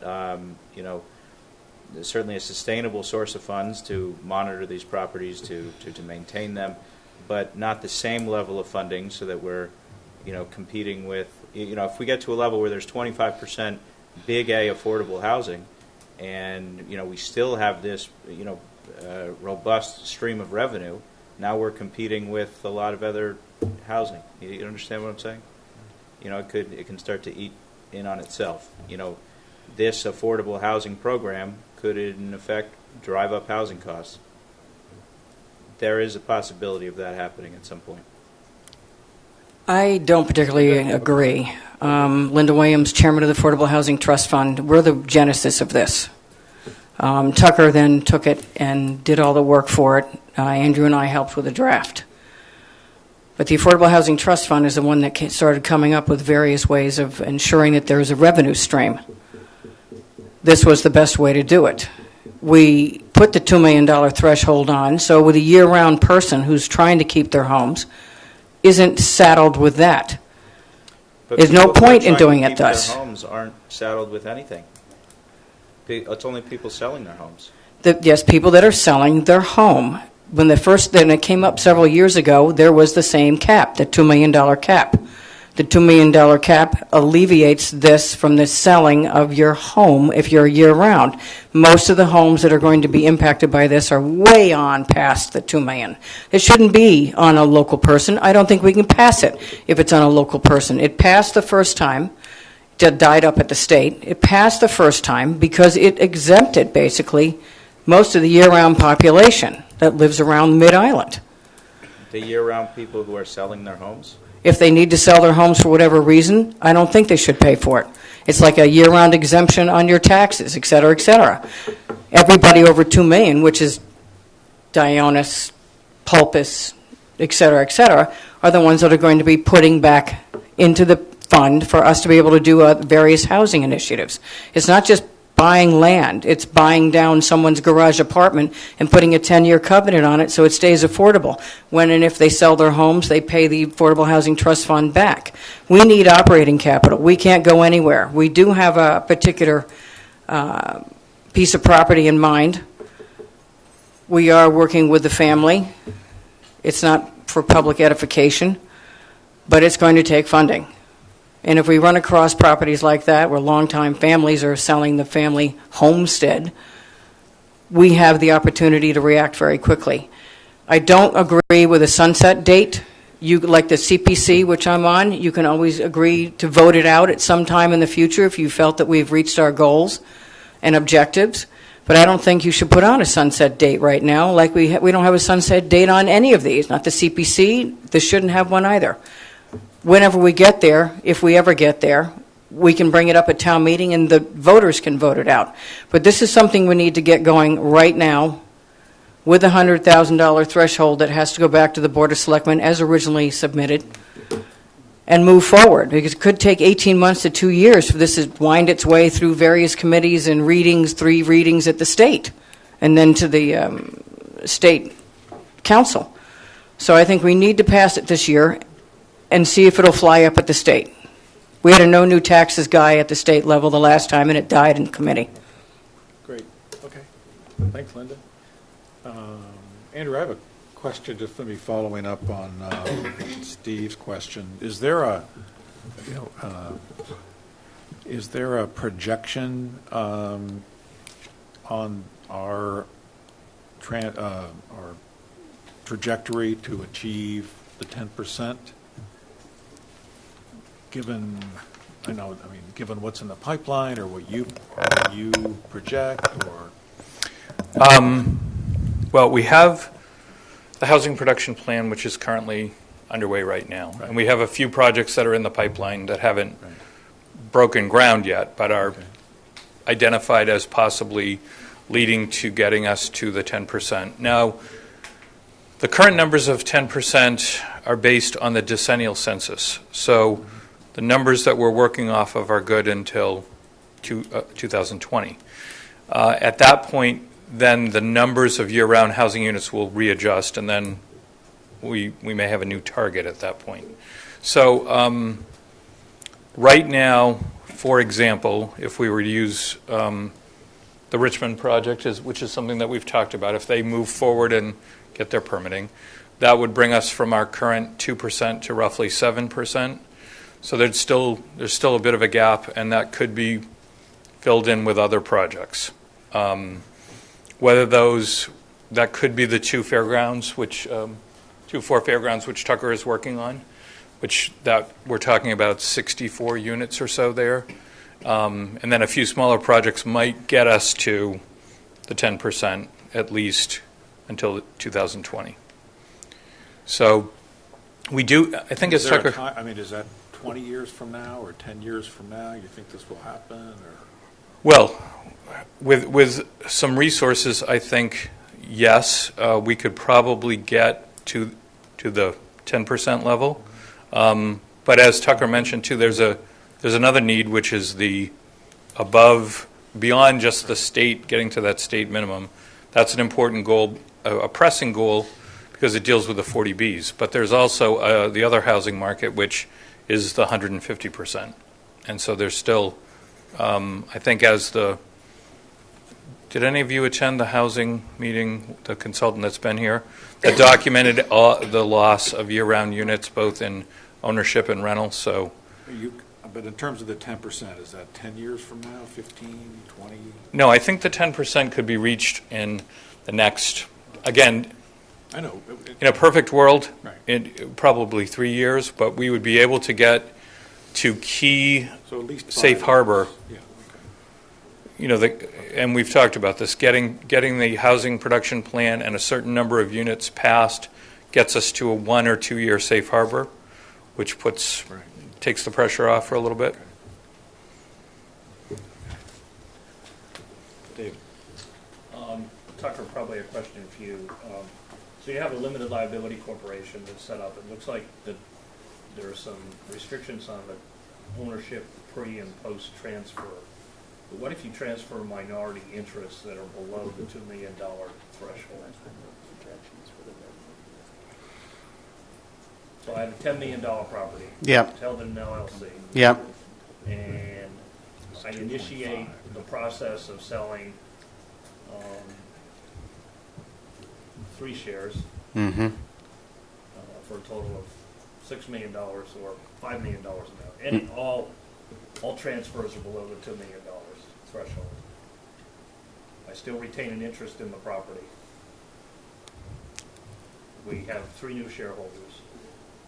The transfer takes place below your threshold. What's and then next I year- can't guarantee that someone isn't going to try to game the system. I don't know exactly what the question. Well, I mean, the next year you transfer the remaining property, again, keeping underneath your threshold number. I mean, it's clear that you took great pains to try to figure out the transfers in corporations, which, as you know, many of the properties are held. Yep. So, it's, and you would call it gaming the system. I suspect others would just call it good planning. Sure. Land Bank, I think, has some mechanism for addressing. I was going to say that the Land Bank has. Sorry.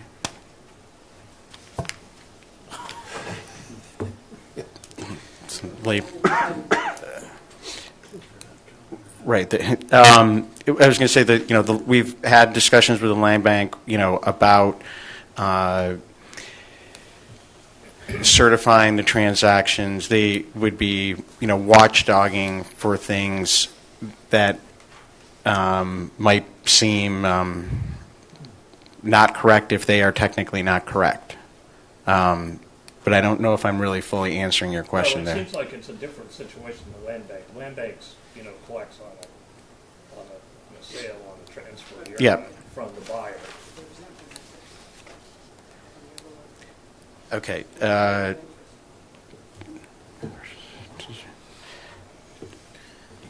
The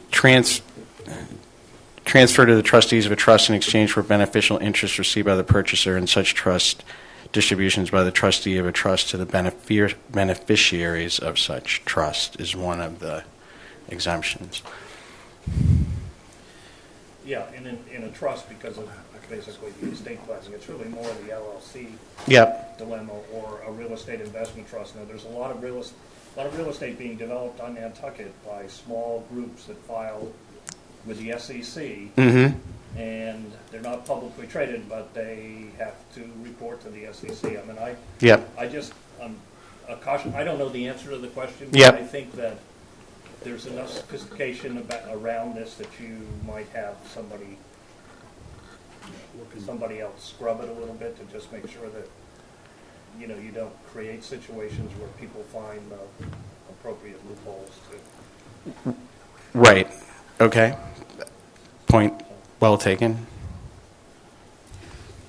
Tucker, I know you've referenced this before in terms of the proceeds. I believe you said you went back, and I know it's here somewhere. I just couldn't find it. And I believe if you did the comparison, the calculation last year would generate about 2.5 million. And you were also you were going to go back and with the land bank or someone give a projection on a longer period? Yeah. Hopefully you all received an analysis, and again, I thank Eric and Susan at the land bank. They prepared a look at what the taxable gross resale revenue was for the land bank fee. It would factor in a number of exemptions similar to the exemptions that we have in this article. We tried to mirror theirs as much as possible. And what their fees were collected during that time. They then looked at the transactions, just straight up that would have qualified under this act in terms of taxable gross revenue, and they took a look at a 10-year period. So I believe there was a question before about what kind of income or revenue range might this program contribute. So the low point during the last 10 years, which would have been in 2012, I believe, this program at 1% with a $2 million exemption would have generated $1.2 million, and the high more or less was last year as well as back in 2008, which would have been 3.7. And therefore, under the 75-25 split, it would, in an average year, be roughly $2 million toward housing and $600 toward the capital stabilization fund. Is your intent to use these funds to go and do a bond raise to leverage up your? That would be the desire, depending on the particular need at the time that this really was flowing. But if land were the main hurdle at the time, yes. And does your language give you the right to do that, or the provision? Yes, it does. I don't think so. I'm sorry. I'm going to send it now. I hope I sent it yesterday, but I can't see that I did. Forwarded an email at 6:30 yesterday. Did you all get that? If not, I'm going to send it again. So, other people, please ask questions.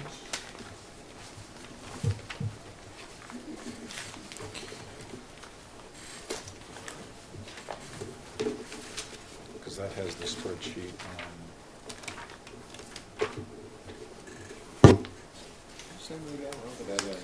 Yeah, I'm doing it now.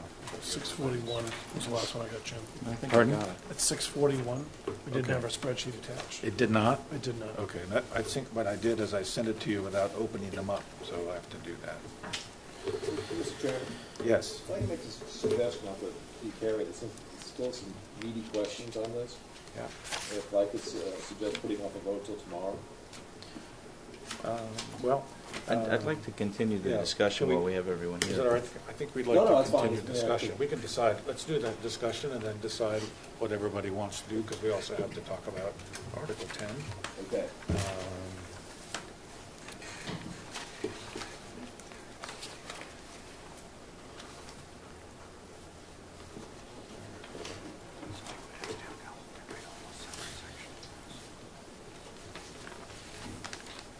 So while you're looking at that, I'm Mr. sending, Chairman, I got it sent to half of you for some reason, so I'm sending it to the other half now. Go ahead, David. So, does the 25%, which is intended to go back into the town's capital fund, and at this point it looks like it just goes back into the general fund, and some might construe that as being a tax. Has the town council, maybe it's perfectly legitimate to do it this way, but the optics may be a little bit different than normal, let's put it that way. And is there a way to segregate the 25% so that, you know, it gets to its intended purpose? We did review this with town council. He identified the capital stabilization fund as the fund for this, and it does take a 2/3 majority vote of town meeting to appropriate from that. So any funds would need a town meeting warrant article to appropriate. So given that we've just had the discussion about the stabilization funds and the fact that we don't make much use of them with good reason. Right. Are we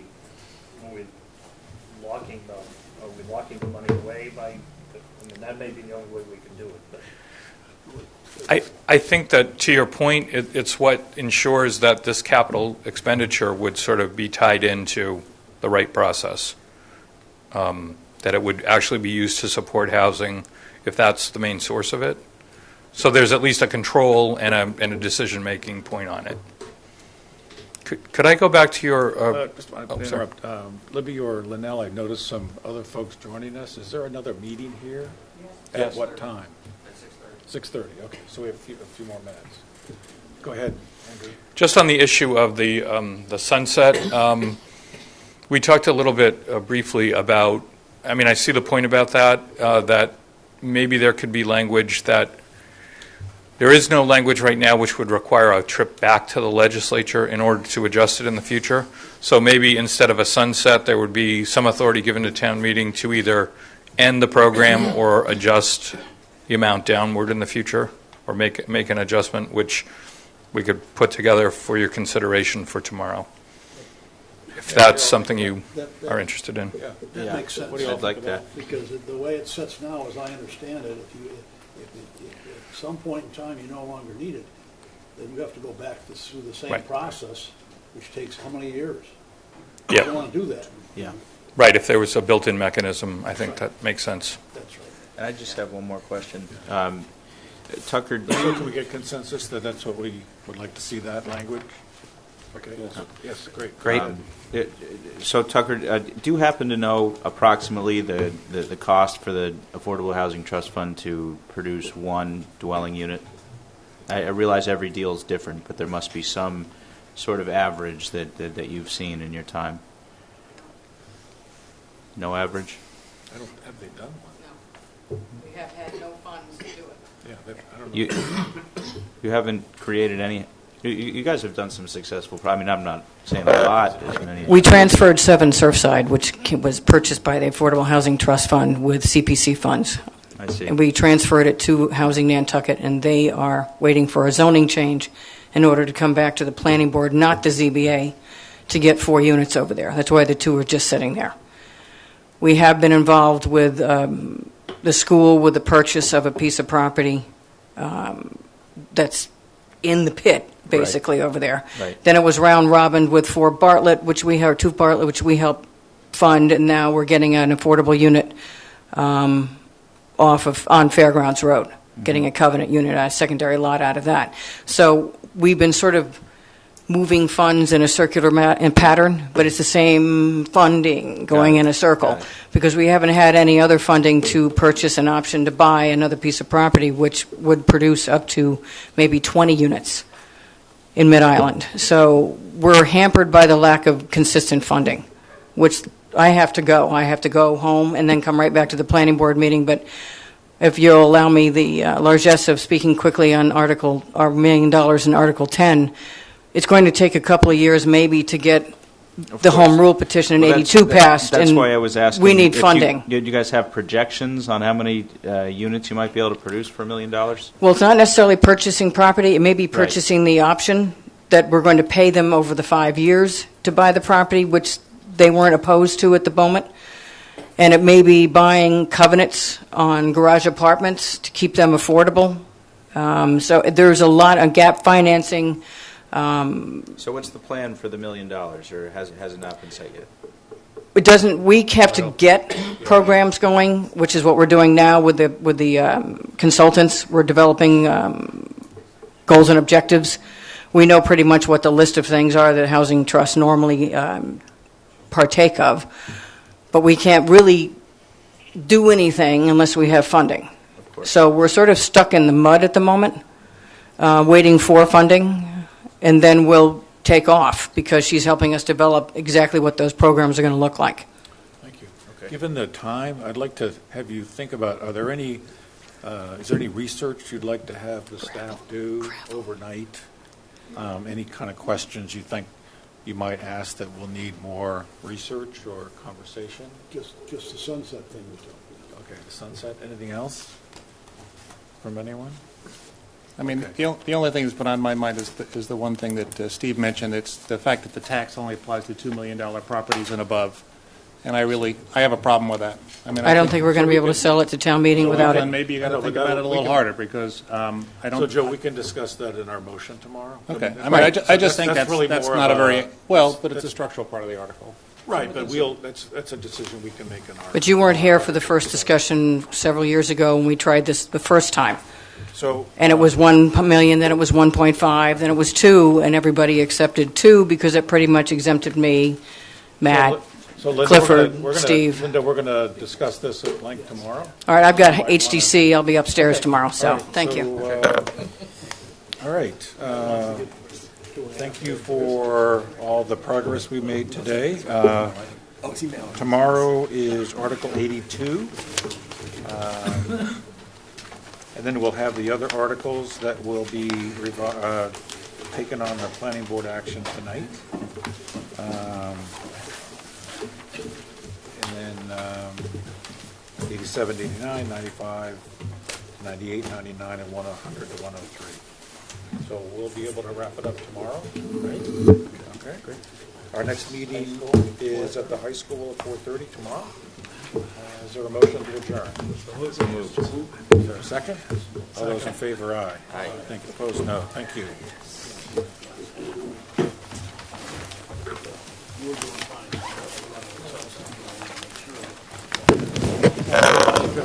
That is stupid. Yeah, that's cool. Well, then it'd take you years to get out of it. And that's looking Well, back that's now. The land bank should have, because the land bank. Well, that's right. The land bank. You got that. Should have fixed it years ago. The land bank. Yeah.